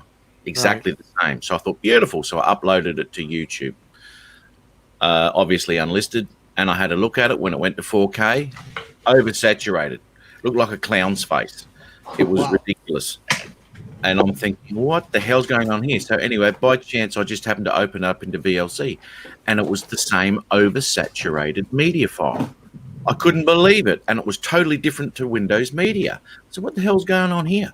So then I rendered off the same as Project, and that was exactly the same. And the file that's on YouTube is actually the same as Project render. So it came off as I color graded. That's exactly what it was on YouTube because of that. So I need to get another screen, basically, and they're up near $1,500, $2,000. Oh, they're too much money. That's They're why very I bought expensive. the TV. Matt, What the do we See that, Matt? 50. What is Have it? have you tried that? Oh, the calibrate thing? It calibrates your monitor. Yeah, I've seen those. And Megan. I'll tell you what, that thing, what a world of difference. Now, I'm just running 1080p, but even on now you're running a 1080 or are you running an actual 4K? 4K. That's something you may want to look into. I know you can rent them. I don't know about in your neck of the woods, but I know you can rent them. But I bought this here in the States. I think it was around $119. And what it does is it goes through and it calibrates your screen. And I'll tell you, you want to talk about a world of difference from, like you're talking about, washout to crisp and clear, because it saves the coding of that and puts it into the monitor. And I'm running the NVIDIA 1080 video card, and wow, what a huge difference when you're color grading photos. That thing does it automatically? What you do is you go through, and when you put this on, there's a whole set. You hang it off your monitor, and it sets the parameters. So it's telling you what the true color of your monitor is. So that way your other equipment that it's working with, it'll see, like it sees my 1080 card, and then it calibrates that to the specs for the production of your, whether it's Rec 709 or Rec 2020. Well, no, it's not doing Recs. It's calibrating the monitor to what you're seeing. It's the true color grading colors, yes. of the monitor. They're expensive, aren't they? Those things are expensive. $119 it was. That's a cheap one. The last one I looked at was like $300-400. Oh no, you can. Well, $229 right here. When I got my home theater system, Steve, that's what they were talking about. Getting to get That's the what color they use. set. It's different. They use those things. Yeah, it's different from your home theater versus a monitor. It's a totally different calibrating unit. Because I tried to use this on my home theater. Right. No, and what happened? It doesn't work. Would that help his monitor when he's doing HDR? I'm going to say, I would HLG? see if you could maybe find out if you could get something like that. I mean, there's other companies that are out there, but this one I know has worked really well for me. And then every a reminder comes up every 1 month or every 2 months to go ahead and recalibrate it again, because over time it's going to burn in and break in. Yeah, that's what I'm looking Oh, at. that's a 5 Elite. No, let me look it up here. Hold on. Oh God, it's never ending. I'm gonna go fly park. Look at this. It does. It never ends. It never ends, guys. Every time I learn one thing, I got to go learn 6 others. You can't just learn how to fly the damn drone. Now I got to learn how to process HDR and this 4K crap. I went through how many adapters and display adapters and stuff. See, this is the thing, you know, and I'm like this. If I get something and it's capable of doing something better than I'm doing, I want to do it. Right. And I won't be happy until I am, because it's not the best it can be to look at, you know. And if it's capable of doing it, I want to do it. And this is where Davinci was. I thought, yes, but there's all sorts of different color renders that I can do within Davinci. There's just so bloody many of them. And different color schemes too. Can you just pick another one and work with that? Absolutely. But I don't know what that's going to do to the footage either. I mean, it took. Wait a minute, Matt. How far is your TV from your computer right now? My your TV. Your 4K TV. Oh, it's in the lounge. Okay. All right. Hey, B-Mac, Brian gave me an idea. What? Put it on this, walk it over to your TV, plug it into your 4K TV, and you can see what it looks like. But what I'm saying is the 4K TVs are cheap as garbage now. I got one sitting here for $250. Yeah. That's, so, you know, that's a crazy price. The only trouble with doing that, though, Al, it's a hit and miss. Because I've color graded to what I'm looking at, saying that's beautiful. And then you go over to the TV. Render it off, put it in the TV, it's shit. Right. I don't know how to adjust that within the program to get it to look like what I want it to look like. I hear you. Unless he had. Now, here's the funny thing. Do you remember when I was, it was rendering last week when I had that big file and you guys, what are you doing? H.265, do it H.264. Yeah. Well, I did it in H.264 and it came out flat. It was so flat, no colors. It was blurry. And when I did it in H.265, I had to do it in H.265. That 13.59 gigabyte file, I dropped it into YouTube. That was like a 4-day. That was like a 4-day project. It really had to be. It had to be done like pointless. That? I did it though. I was so determined.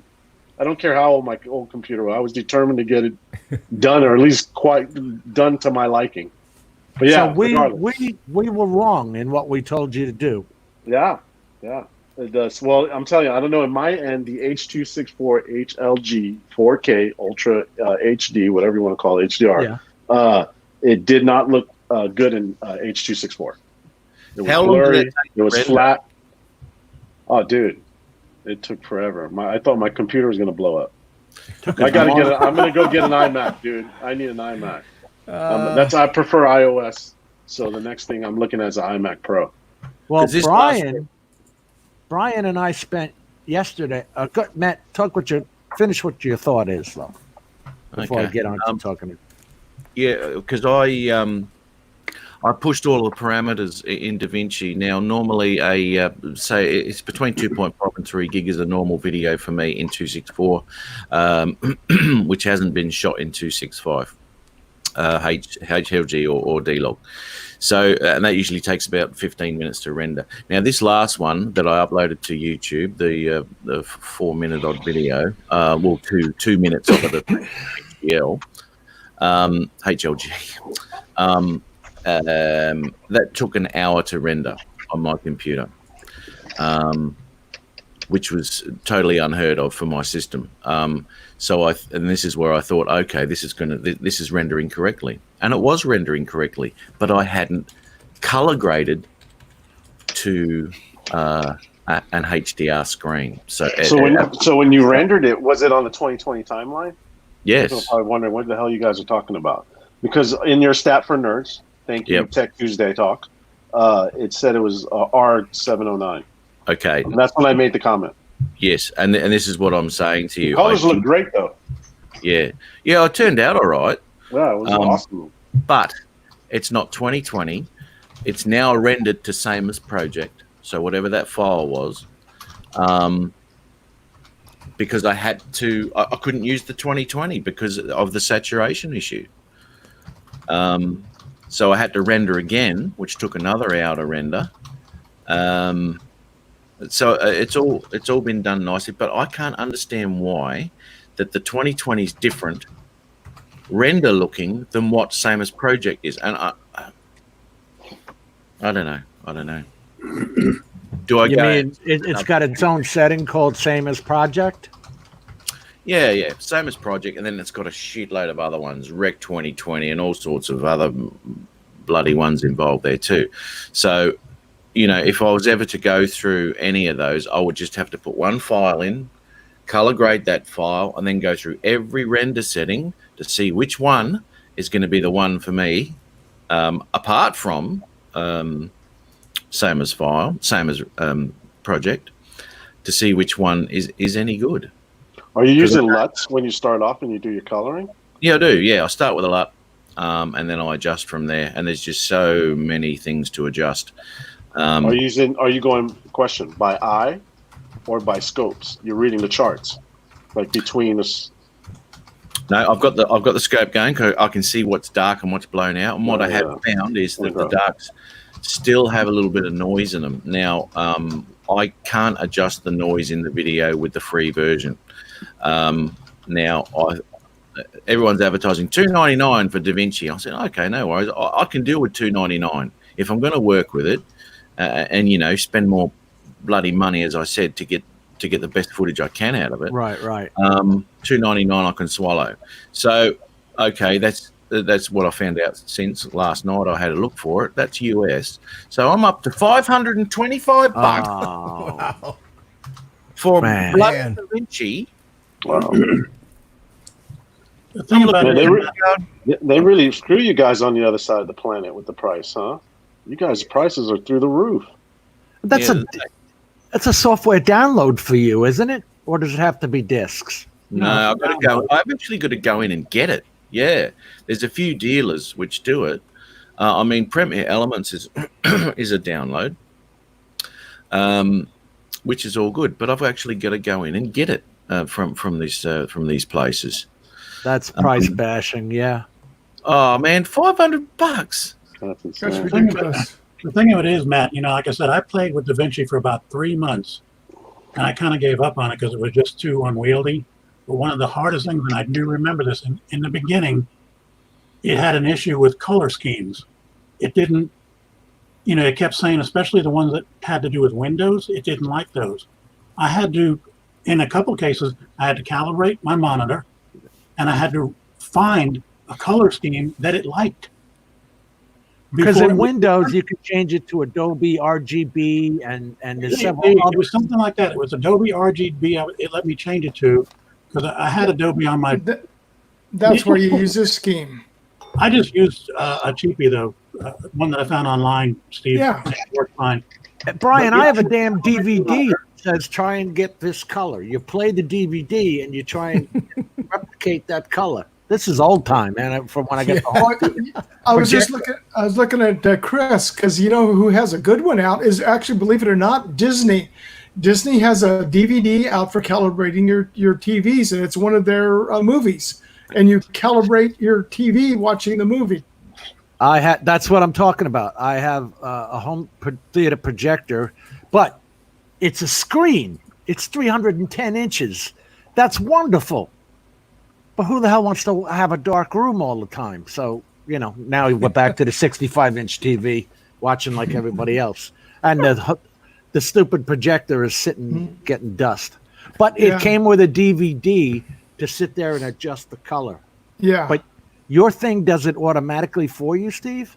What happens is after you go through the calibration, and Brian's, there are a bunch of other brands out there. Yeah, this is one I got. This right now I found out is $199 I saw on Amazon. Man, they've gone up in price. I paid $119, but I think that was like Black Friday. Not this last Black Friday, but the Black Friday before. I bought that. And what it does is it builds up a a set, and then what it does is it embeds that into your computer. So that is the set that its monitor set is using. I don't think that'll fix my problem. No, because his problem is the end product. Yeah. It's But to do. a question though, Matt, is your screen calibrated? Yeah, well, yeah. It's I went through all the color things and all that sort of thing when I first got it. Mm-hmm. But as I said, it looks absolutely fine within Windows Media Player and within DaVinci itself. It looks fine. When I play it in VLC, and what I realize now is that that's actually showing me the correct render of what my DaVinci's set at, which I can't see within Windows Media Player or DaVinci itself. And that's only because I found out because I'd uploaded it to YouTube and it came out with this oversaturated shit. So VLC is the only thing that's showing me my true render. Yeah, VLC is a great player. That's all I use. I use Media Player Home Theater too. Yeah, VLC, the only way to go. Well, it will play anything and everything for you. Everything else is lying to me. You know what I mean? Well, when you're using Windows, what is it going to tell you to do? It's going to use Windows. What's going to look good on Windows and work with Windows. So if you were on Apple, it would be saying, okay, we want you to use the Apple Media Player, and we want you to use that, and that's what's going to look good on Apple. Yeah. Are you running Apple or PC, Steve? I'm Windows. Windows. That's what Yeah. I mean, Windows. And those are free apps, VLC and Media Player, whatever this is, Home Cinema, MPC-Home Cinema, HD, is also free. The VLC player is the best because I pull down and download a lot of video surveillance, and not all players will replay video surveillance, even though it's a MP4 file, the way it's coded. And VLC, I mean, you can put it in and take it step by step, or it goes frame by frame by frame automatically. So you can watch through, which we had a sequence where this guy is out in a parking lot and you're watching the flash come out of the gun as this guy's firing across a parking lot. Jim's seen it. I played it for him the one time. It is cool. And the guy's still sitting in jail 2 years later with $1 million bail on his ass. But you see, Matt, I was actually thinking of getting that because I was jealous of you and Al that you could do the HDR.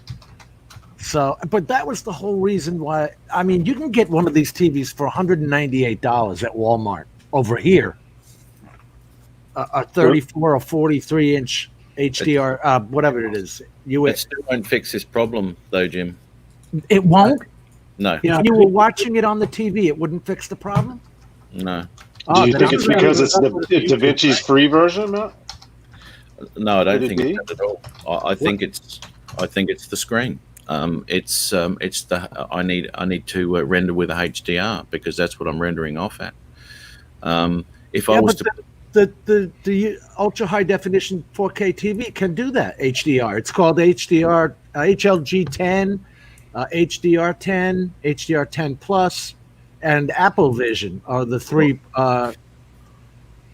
Actually, well, I wonder because if you put DaVinci, obviously drag DaVinci onto that screen, right?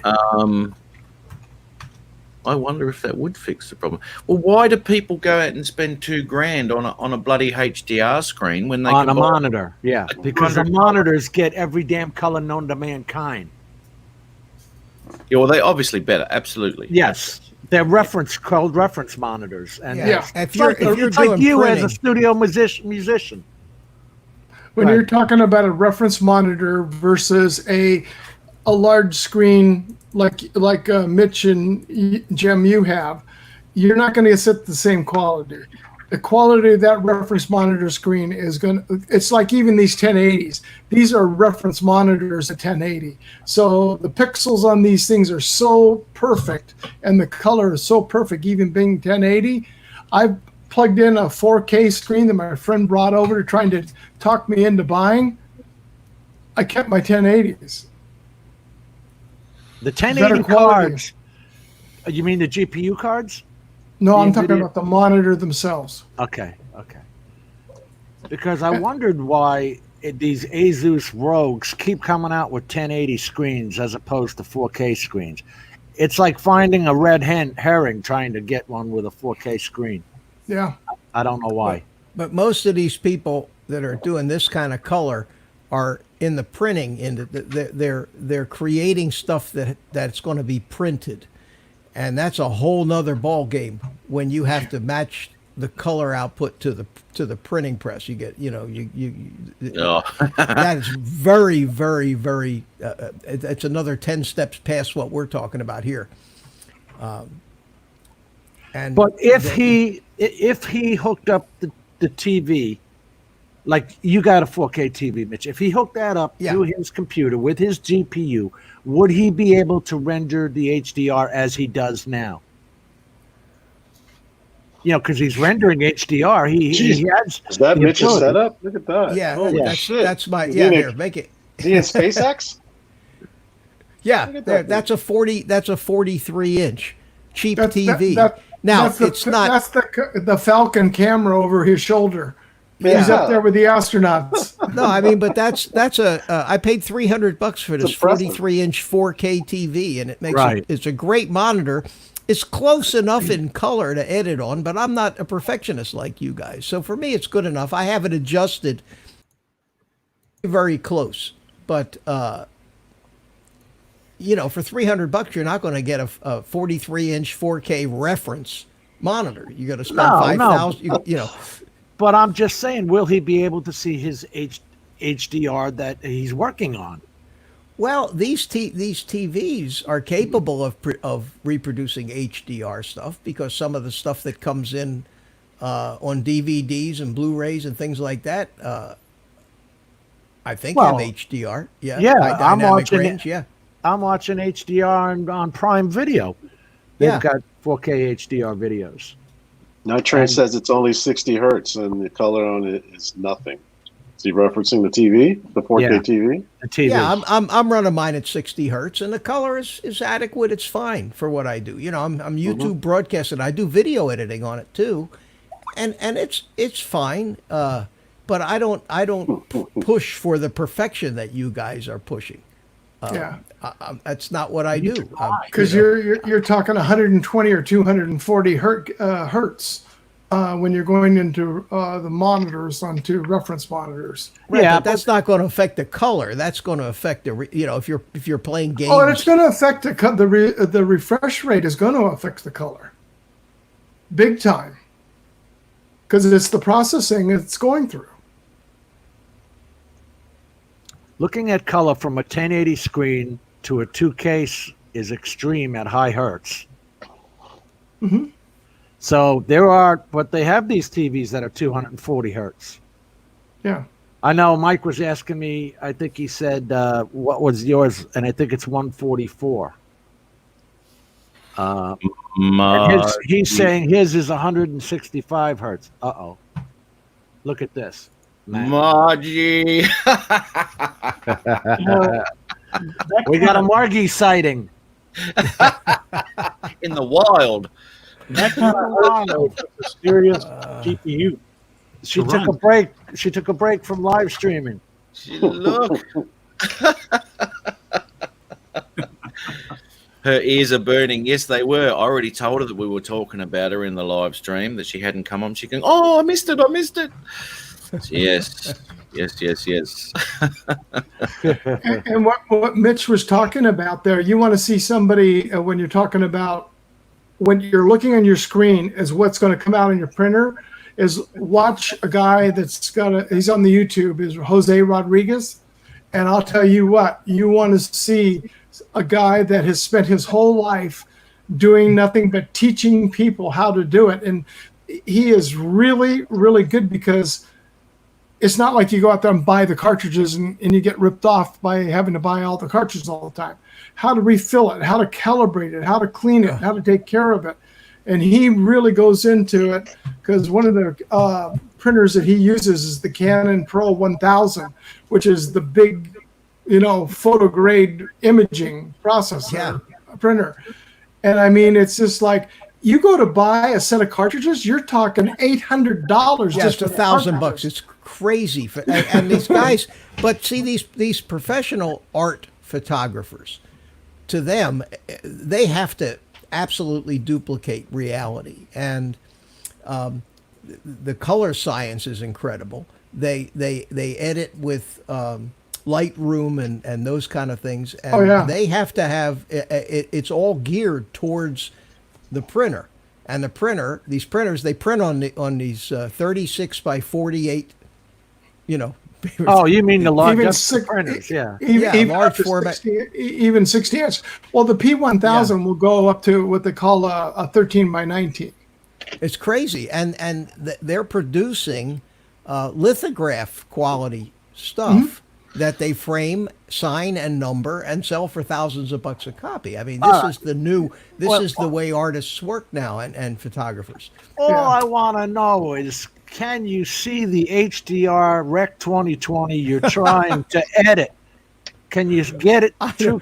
Can you see it good enough on your 4K TV, which is HDR 10? That's where your screen needs to be calibrated. And Brian, I don't know what calibrator do you have? Oh, which is, I mean, there's a bunch of them out there. Even the more inexpensive ones are doggone good, and that's the best thing you can do to start with is calibrate your monitor, because your monitor may be off and you don't even know it. But you could calibrate a 4K TV monitor. If for example, I've got this 43-inch monitor, it's TV set, okay? Mm-hmm. I could calibrate this because it's using the same video card. It's driving it. So if I put that calibrating thing on there, it should be able to calibrate it, I would think. It doesn't work on TVs. It works on a computer monitor. I tried it on well, no, you've got to hook to your computer. So yes, it can. Yeah, exactly, because the computer is controlling the colors. Now you get you get the TV settings as close as you can in the color and the brightness and contrast on your TV itself, and then let your video card fine tune it to whatever that thing is reading off the screen. He's losing his channel, and we're not helping him. But when you're just watching regular TV, which most people are, and you say, I'm going to take it over there and watch it on the regular TV, you won't be able to do it because it's not saving that profile on the TV. It's only saving on the computer to output to the monitor like you are. And that's why I'm saying is on his is to take a look at probably calibrating that monitor, Matt. And go ahead, Brian. I'm sorry to interrupt. No, what I was going to say is if you have I'm using the word false profile on your monitor, it's going to look good until you get it to somewhere where it won't. That's right. That's right. And that's what I'm thinking too. It just, like I said, any cheap calibration, color calibration is going to work. I just looked at one. Jim looks like he's stressing over this. What's going on, Jim? Al, you did an HDR video, damn it. How did yours come out correct then? If you did it in Rec 2020 and yours came out fine. I did, but I don't know if the color sequence is as good as maybe I seen it on my TV. You're not Disney. It looked great on my 4K TV. I mean, it looked good on my 4K TV, so I was happy with it. Well, you can't, you can only produce something that's right. If you give it to somebody that's got crap equipment to view it, it's going to look like crap. I don't care how good the original is. Well, let me ask you something, Al. What did you do to color grade that? What do you mean what I do? Just took it on Final Cut Pro and I edited it on there on the 2020 timeline. Okay. And I used the scopes. And of course the nits were up to like 10,000 and your screen, your monitor, obviously you can't really take it that, not even close to that. That's right. So you get about 1,000, I think. About 1,000 exactly. So I kept on, all right, render it. It'll render, take it to the TV, and just to see, man. I probably never fucking film in HLD again, dude. I'm going to be honest with you. It's great. It's great and all, but I'm just going to hit the normal setting and film in that.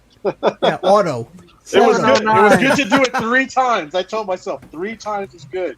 This last one was a doozy. Dude. Fuck, man. That's what I said, Matt, because I wanted to follow you guys. The hell with you now.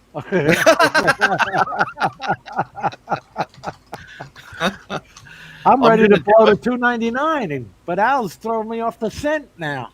No, I'm going to do it. Goddamn, I'm going to do it. Because what I can see and what I'm looking at, the capabilities of Davinci with the bought version, your whole footage just takes on a whole new light when it comes to color grading correctly. And I've scratched the surface within Davinci of what it's capable of. There's even stuff in there I don't even know what it is. And what I generally do if I see something new, I'll go to the extremes of whatever it is to see what the hell it's doing to the picture. So that makes it look crap. That makes it look really good or bad or whatever, and then somewhere in between fine and medium. So then you start to get to know what each thing does within that program. And, I'm just at the top of that at the moment. But looking at some stuff that you can do with the paid version, I mean, denoising is a massive one. There's a lot of noise in that footage that I uploaded on my last video. And the shadows? Yeah. And if you really have a look at it, you can see it. Especially in the second to last shot. Why don't we put that up so we can rip it apart? Yeah, you can if you want. Now, I liked Al's. Al has an HDR up, Bob, if you want to check it out. I think Bob's seen it before. Maybe he just didn't realize it was HDR because maybe on his screen it didn't look that way. But I know on the YouTube it pops up on the tab on the top as HDR. HDR. Yep. It looked great to me. What the difference is was the time of day that I was shooting and the time of day which Al was shooting and the subject which Al was shooting and the subjects I was shooting. I had a lot of variance between sky and dark earth and all that sort of stuff. So I was having a little what's this? That's why I was showing that. What? The spider calibration. Yeah. Yeah. I know. I agree, Brent. Yeah. Exactly. Because I thought brain it was hurts. It's if you're going in the precise stuff, Matt, that you want to do, it's something you're just going to have to look into. It's like Jose, like I said, I put a link to his page. If you're really interested in really good quality printers and following behind the scenes of how to take care of them, save money. I've had a couple of images printed, and it's just like, oh my God, where in the hell did this come from? Taking them to a professional printer to have them printed. I mean, it looked great on mine. I did this and color graded it with that. It was like a difference of night and day when the final profile comes out, because then what I did is I gave him that profile for his printer. So I gave him the profile to match the output out of the monitor, and that's exactly what it printed it as. Yeah. Because every printer has to have its own profile too when you're going to print, and the same way with videos. Yeah, but we're all putting these up at Rec 709 now, which is a YouTube standard. They love it. But you can do, and that was the thing. Okay, I'm sitting here making 4K videos with my damn drone. Why aren't I watching it in 4K on the TV? That's why I bought the TV. Well, now the TV does HLG, HDR10, and HDR10 Plus, so I can do HDR videos with my drone. Why don't I want to see them in HDR on YouTube? I don't see the 4K on that. You see 1440p on your Apple and on your Samsung phones, you get 1440p. Yeah. Yeah, if you hold it right up to your face like this. Yeah. Put it inside your HPV goggles with the hood down, and you can see it. While you're watching the video, HPV goggles are only the DJI goggles are 720p that you see in there, but it's like live. It's high enough resolution in the goggles that it looks like you're right there. Al, Tell them about Stats for Nerds, will you, for God's sakes? Yeah, Stats for Nerds. This guy in his tech show over here going over all the logistics and what to do and what to look for. My granddaughter watches videos at 480p. I have to tell her, hit the 3 dots and see where it says quality. Go ahead and put it on a high definition so you can watch it in 4K. People have to be told how to use YouTube. Yeah, and you know what? It's not the first time either that it all depends on your bandwidth, on whether it goes straight to 4K or it starts off at 1080p, or even 2.7. And on some occasions when I'm having a slow internet night, it'll go to 1080p, and I've got to go into my settings and set it to the 4K. Because when I watch my shit in 1080p, there's a lot of pixelation, man, on YouTube. It looks crud. And even the last one, I started up at 1080p and I was watching it, and the mist going across the water is just all jerky, going like this. Oh no, that's a bad computer. Yeah. That's not a bad computer. That's the card, the GPU. The GPU and the CPU. Maybe. Most of the CPUs now also have HD graphics on them from Intel. Yeah. Is your unit using that or a GPU like your 1080 card, NVIDIA? No, using my 1080 card. But why the hell is it stuttering? Well, that was the internet. It wasn't my computer, because I don't get it when I watch the file. It was the internet. Yeah. Okay. There's I thought no you said issue. it was actually happening. Hey, Jim, do you have anybody in the backstage or in the green room? Or I have Ron came back. Yeah, let Ron in. I'm going to step out. I'm going to go eat. You guys have a good night. Thanks for having me on. I'll come back in the chat. All right. People in chat, take care. Good night, Al. It's going to be an all-nighter, Jim. You're going to be doing this all night? Yeah. Now it's that 2 he hours and started 16 minutes. I didn't even realize it. You started it, Al.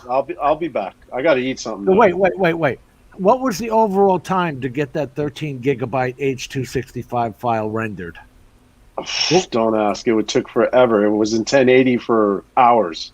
And then you're talking about the uploaded file onto the uploaded file. Yeah. But to render that on your system, not YouTube. Oh, you remember it when I was on the stream that day? Yeah. I had to turn it off. Right? And you guys will do it. Said do it in H.264, and I did it, and it looked like crap. So I did after I hung up with you guys, and it took all night. All night. Hey, but Matt, I did it 3 times HLG. And I'm done with it. Yeah. All right, guys. Good night, talk Al. to you guys later, man. Have a good one. Take care, Al. Good to see you. Does the term OCD come to mind? Yeah, you got it.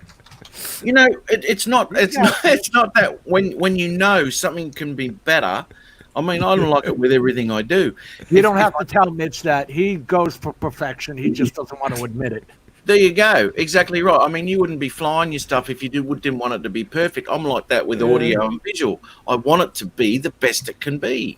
Because it can do it. If the damn thing says it's 4K HDR camera in the air, I want to see it. Yeah, exactly. I hate to say this, man, but you're talking about the main reason why I keep 2 to 3 editing programs on my computer. I don't run them all. And I do get different results with each one. Yeah. I agree. Yeah. I can't even put a 265 file into Premiere Elements. It doesn't know what it is. Really? It doesn't even know. Brian, when I had H.265 video, Cyberlink Power Director, and Rick can tell you this, it made it H.264 automatically when I went to render. So I told Matt that, and he doesn't have that same experience. No. But hey, Matt. Yeah. Question. I'm wondering. I just caught the tail end of Al. What took him a lifetime to render his 265 versus what you told me the other day? Yours took what 10, 15 minutes. Remember when we were on the live stream? It was taking him forever, Ron. Yeah. Yeah. Okay. Yeah, but that was actually a render at 264. So 265 to 264 was taking that long. It was eating it up. Now, when I did actually do it correctly, the 265, that took an hour for a 7.9 .93, I think it was, gig file. So that took an hour to do. Now, how big was his? His was 13. So his was just under double of mine, and it took him all night to render it 3 times. Yeah, because it was 13.5 gigabytes, and it kept going. Yeah. So remember what the size he said it was when he changed it to 264? It was like 3.5 gigabytes, something like that. Yeah. And this is the thing. Mine popped up to, as I said, it popped up from 3 something or other to 7. So if I'm looking at a file of his size, I'd be looking at around about 2 hours to render that. Which is that's pretty intense for my system, I'll tell you. But mine, as I said, took an hour to render that off. But when I did render it, it was in that 2020, and it looked like poo. Here's a question. Go, Rick. Hey, Rick. Hey. One thing on your computer, one thing if you're looking to display on 4K TV, and then we come back to YouTube, which is 90% of what we do. So my question to you, Matt, is you filmed in 265, you rendered in 264. Did you personally see a difference? Yes. With it, filming in HLG, okay, it is a massive difference when it comes to the colors. You have to color it. And oh yeah, you do. And HLG is a more saturated thing than what D-Log is.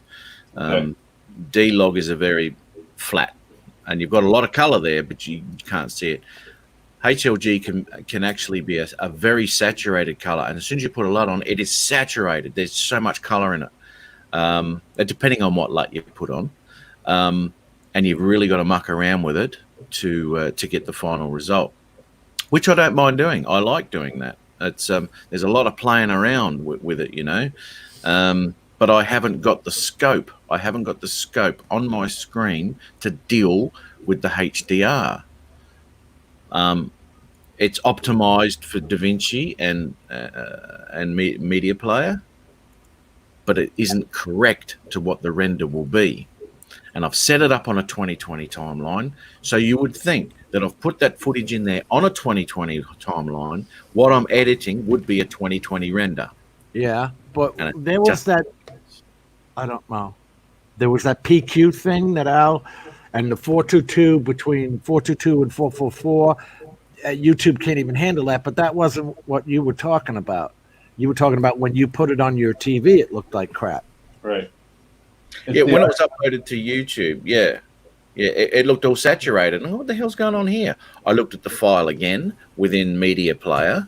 It was fine. I looked at it in Davinci. It looked fine. And by accident, I opened it up with VLC, and it looked shit, oversaturated exactly to what it was on YouTube. And what the hell's going on here?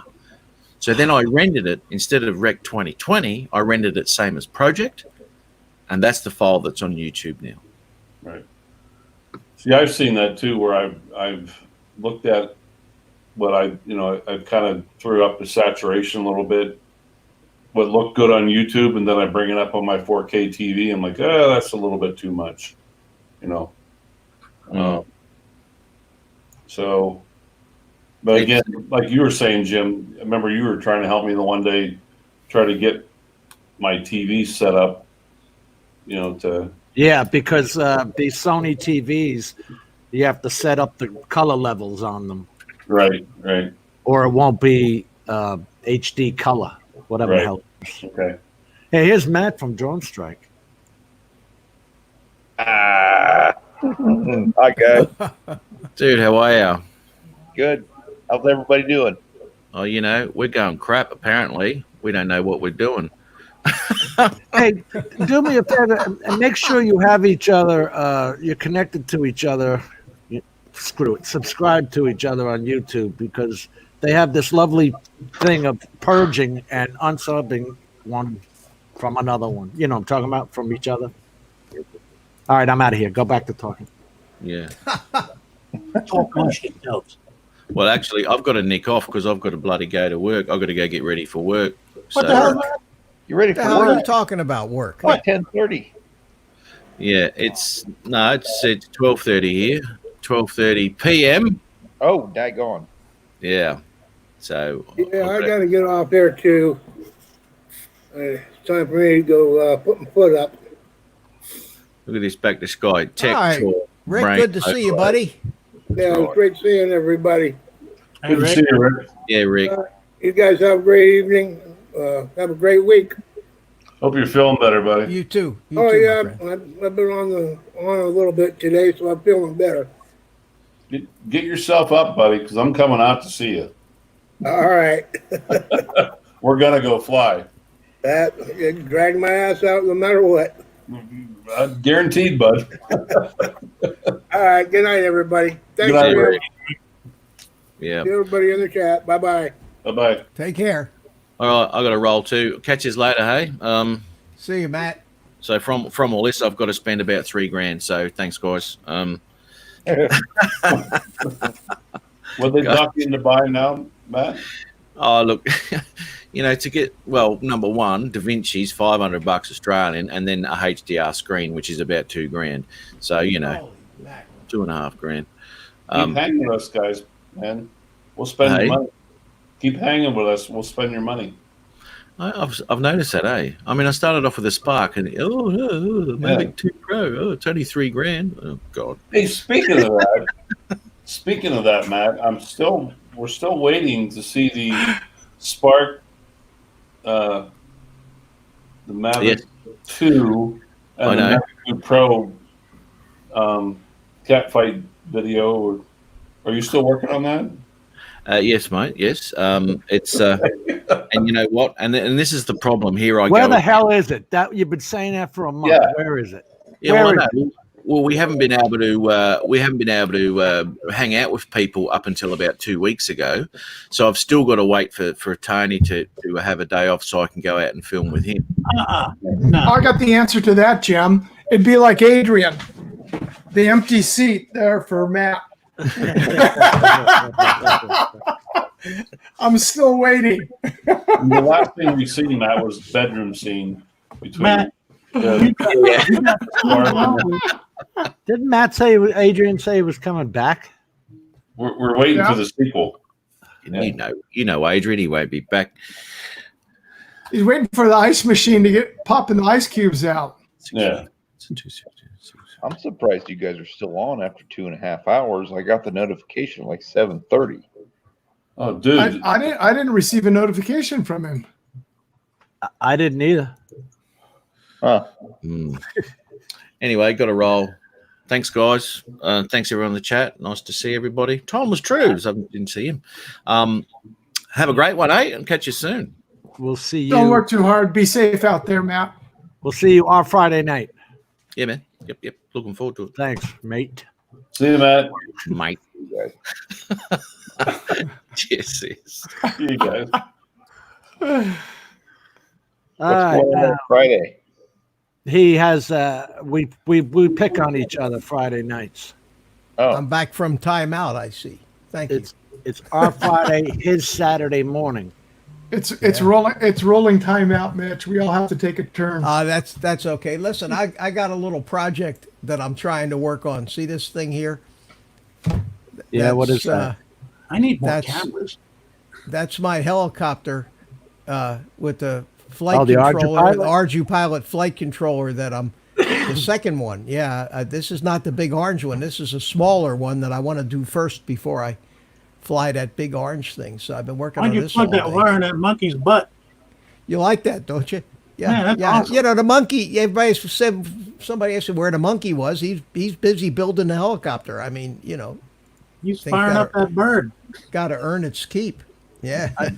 I think you did that on purpose. Plugging it into him like that. No. Margie says, wow. That's that IVcam thing. That's a cell phone camera acting as a webcam. Cell phone acting as a webcam. Works great. too. And that's through OBS virtual cam. Yeah, through right? OBS. Yeah, I got this cell phone here. I can just take it and walk all over the place. It works through Wi-Fi. It's not even connected to. It's not even connected to by a wire. It's just broadcasting right to my computer, and into OBS and Bluetooth. Wi-Fi. Oh, Wi-Fi from the phone to the computer. From the phone to my local network at the house here. Yeah, Right. and then the computer picks it up through a program called IVcam, which shows up as a virtual camera in OBS. And then I just put that virtual camera into a scene, and then change the scene to this camera, and I can just take it all over the place, which is nice, especially when you're doing workshop kind of stuff, because you can get in close and show different kinds of things, neat things like this. Yeah, well then you won't need the overhead camera because you can get the overhead camera, which is this one, is great when you're trying to show soldering, and I can zoom way in with it. When you need two hands, with this thing here, I'm I got to kind of hold it and move it around, but the cell phone focuses right on down to nothing. Look at this. Isn't that something?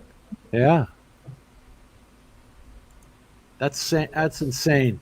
Yeah, it's neat. And the neat thing about it is anywhere within range of my house's Wi-Fi, it'll pick it up and throw it into the stream. So, yeah. How'd you find that? I was stuck on the NDI and Skype. No, this is real easy to do. What you do, it's called IVcam, IVcam. Okay, and there's a program that you run, and it opens up a window on your computer.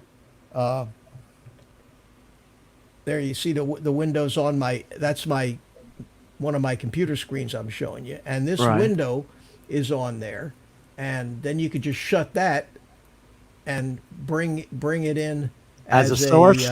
As a source right here. Right. Yeah. Right. In OBS, right. Yeah, into OBS, and then throw it live so that or you can put out, like I put the monkey in this scene down at the bottom, so you can make a scene with this and I did it for when we were going to do the live flying around, live in the house. Right. I wanted a camera on my transmitter sticks. So I put that down in the corner so you could see the stick movements at the same time. But it turns out to be a handy little gizmo. Or you could just set it down on your desk like this if you wanted to use it as a webcam for your broadcast. You just aim it at yourself, and you can use it as a webcam. Now, stick it right up in front of you, and you got another, got a camera you can use for your broadcast. If you took it off Wi-Fi and put it on smartphone, a cell data signal, and hooked in that antenna, would you still be able to do that outside? No. It won't work through cellular. It's got to work through Wi. Okay. It's got to be on the same local network as the PC that you're connecting to. Now, you don't have to do it Wi-Fi. You can plug a USB cable in and plug it into the computer that way. Nathaniel Lee's sister just got home from the hospital, and the baby and mom and dad are doing well. That's good to hear. Good. Oh, yes, right. Yeah. Yep. Heard about that the other day. Congratulations. Yeah. Anyway, Jim, this is a freebie deal, this IVcam. Doesn't cost anything. You just IVcam. Just go download the software. There's an app for your cell phone. You have to have a Windows computer though, because they don't have a computer app for the Apple stuff, just Windows. But you download the app for the computer. You run the app on the computer, run the cell phone app on the phone itself, and it connects and it works flawlessly. This is awesome. Yeah, you just have to make sure that you open up your firewall. So Mike just sent me a picture of his 2K. Mike, is that a reference monitor? Because he was saying it was 165 hertz. What are these TV? No, I think this TV is 60. What is your TV, Mitch?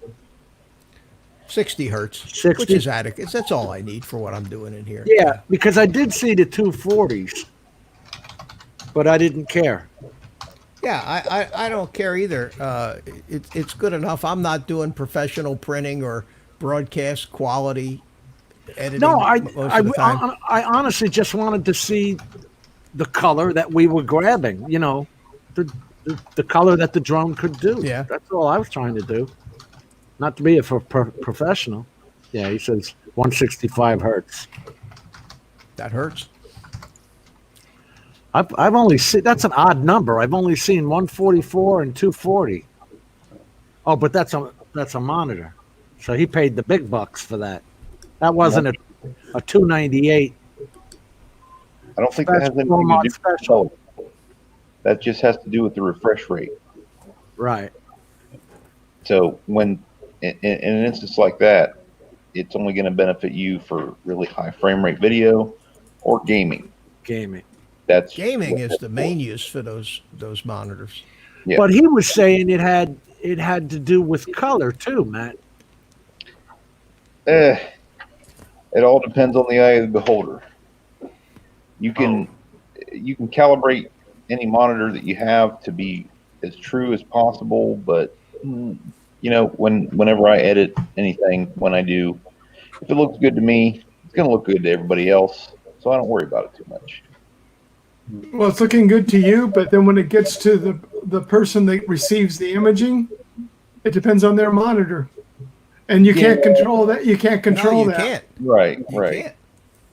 That's why I don't worry too much for anything I do for any customers. I don't do any real color grading. I keep everything at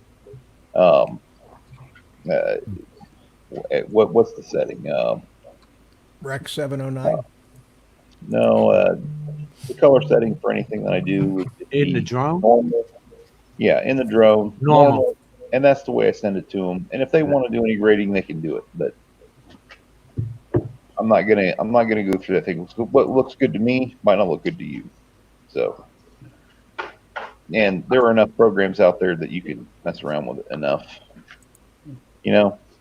Well, that's it. Davinci was free and does the HDR color grading. So we said, hey, let's try it. And it turned out to be a big mess for Matt. And then, well, you heard Al, right?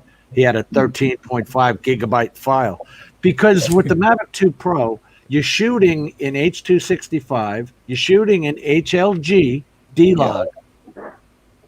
So the file was huge for some reason. Yeah, H.265 is supposed to be smaller. No, H.265 is still going to be one hell of a file to try to do anything with. Even it really depends on your hardware. You have to go in and do. You've heard the term proxies before. Yeah. What's the other one? Nesting. No. What's the other big program everybody uses? I'm sorry, I've been drinking. Premiere. Premiere. Yeah. Premiere Pro. Yeah. You have proxy. In Davinci, it's a optimized media. If you go in and all the clips before you even put them in a timeline, if you make them, if you select them to be optimized media, it optimizes them for whatever computer you're using. Does that make sense? Yeah, because mine makes them 720. Yeah. So what I'm working with now, while I can't view it in 4K, the computer that I'm on now can actually work with 4K. So when I optimize it, it makes everything really smooth, even in 265. Now, the best quality camera I have is my Phantom 4 Pro, which is 4K 60, and I have no problems with it. But my other computer, my desktop, which is only an i5, it's 5, 6, 7, 8 years old now. It's actually a better computer to edit with, because of that optimized media. And plus I'm only on that one, I'm running Davinci 14 or 14.5, I think the latest version is 16 or 16.5. Yeah, 16. 16 didn't want to run as smoothly on my desktop computer, and as a matter of fact, on this computer I'm talking on now, it will, whenever you try to optimize those files, it just locks up. So all my editing I do is on my older desktop computer, which is i5 6400, I think, 6th generation, and a R9 390 graphics card. That's a good card. And I do like fantastic work on that thing. I mean, that card does HDR like nothing. It's okay. It's not the greatest, but what's better than it? A 2080? No, 1060 is better than that. No. R9 yeah. Yeah. The R9 3900? R9 390. Oh, 390. I thought you meant 3900. Yeah, it's a relic from 14 to 15. But Jim, I'm sorry to interrupt. I just want to say goodnight to everybody. We're all saying goodnight because I'm jumping off. Yeah. You had enough, huh? Yeah. So, Jim, thank you for having me on. Mitch, Steve. Hey, good to see you, as always. In the chat. Thank you. Good night, everyone.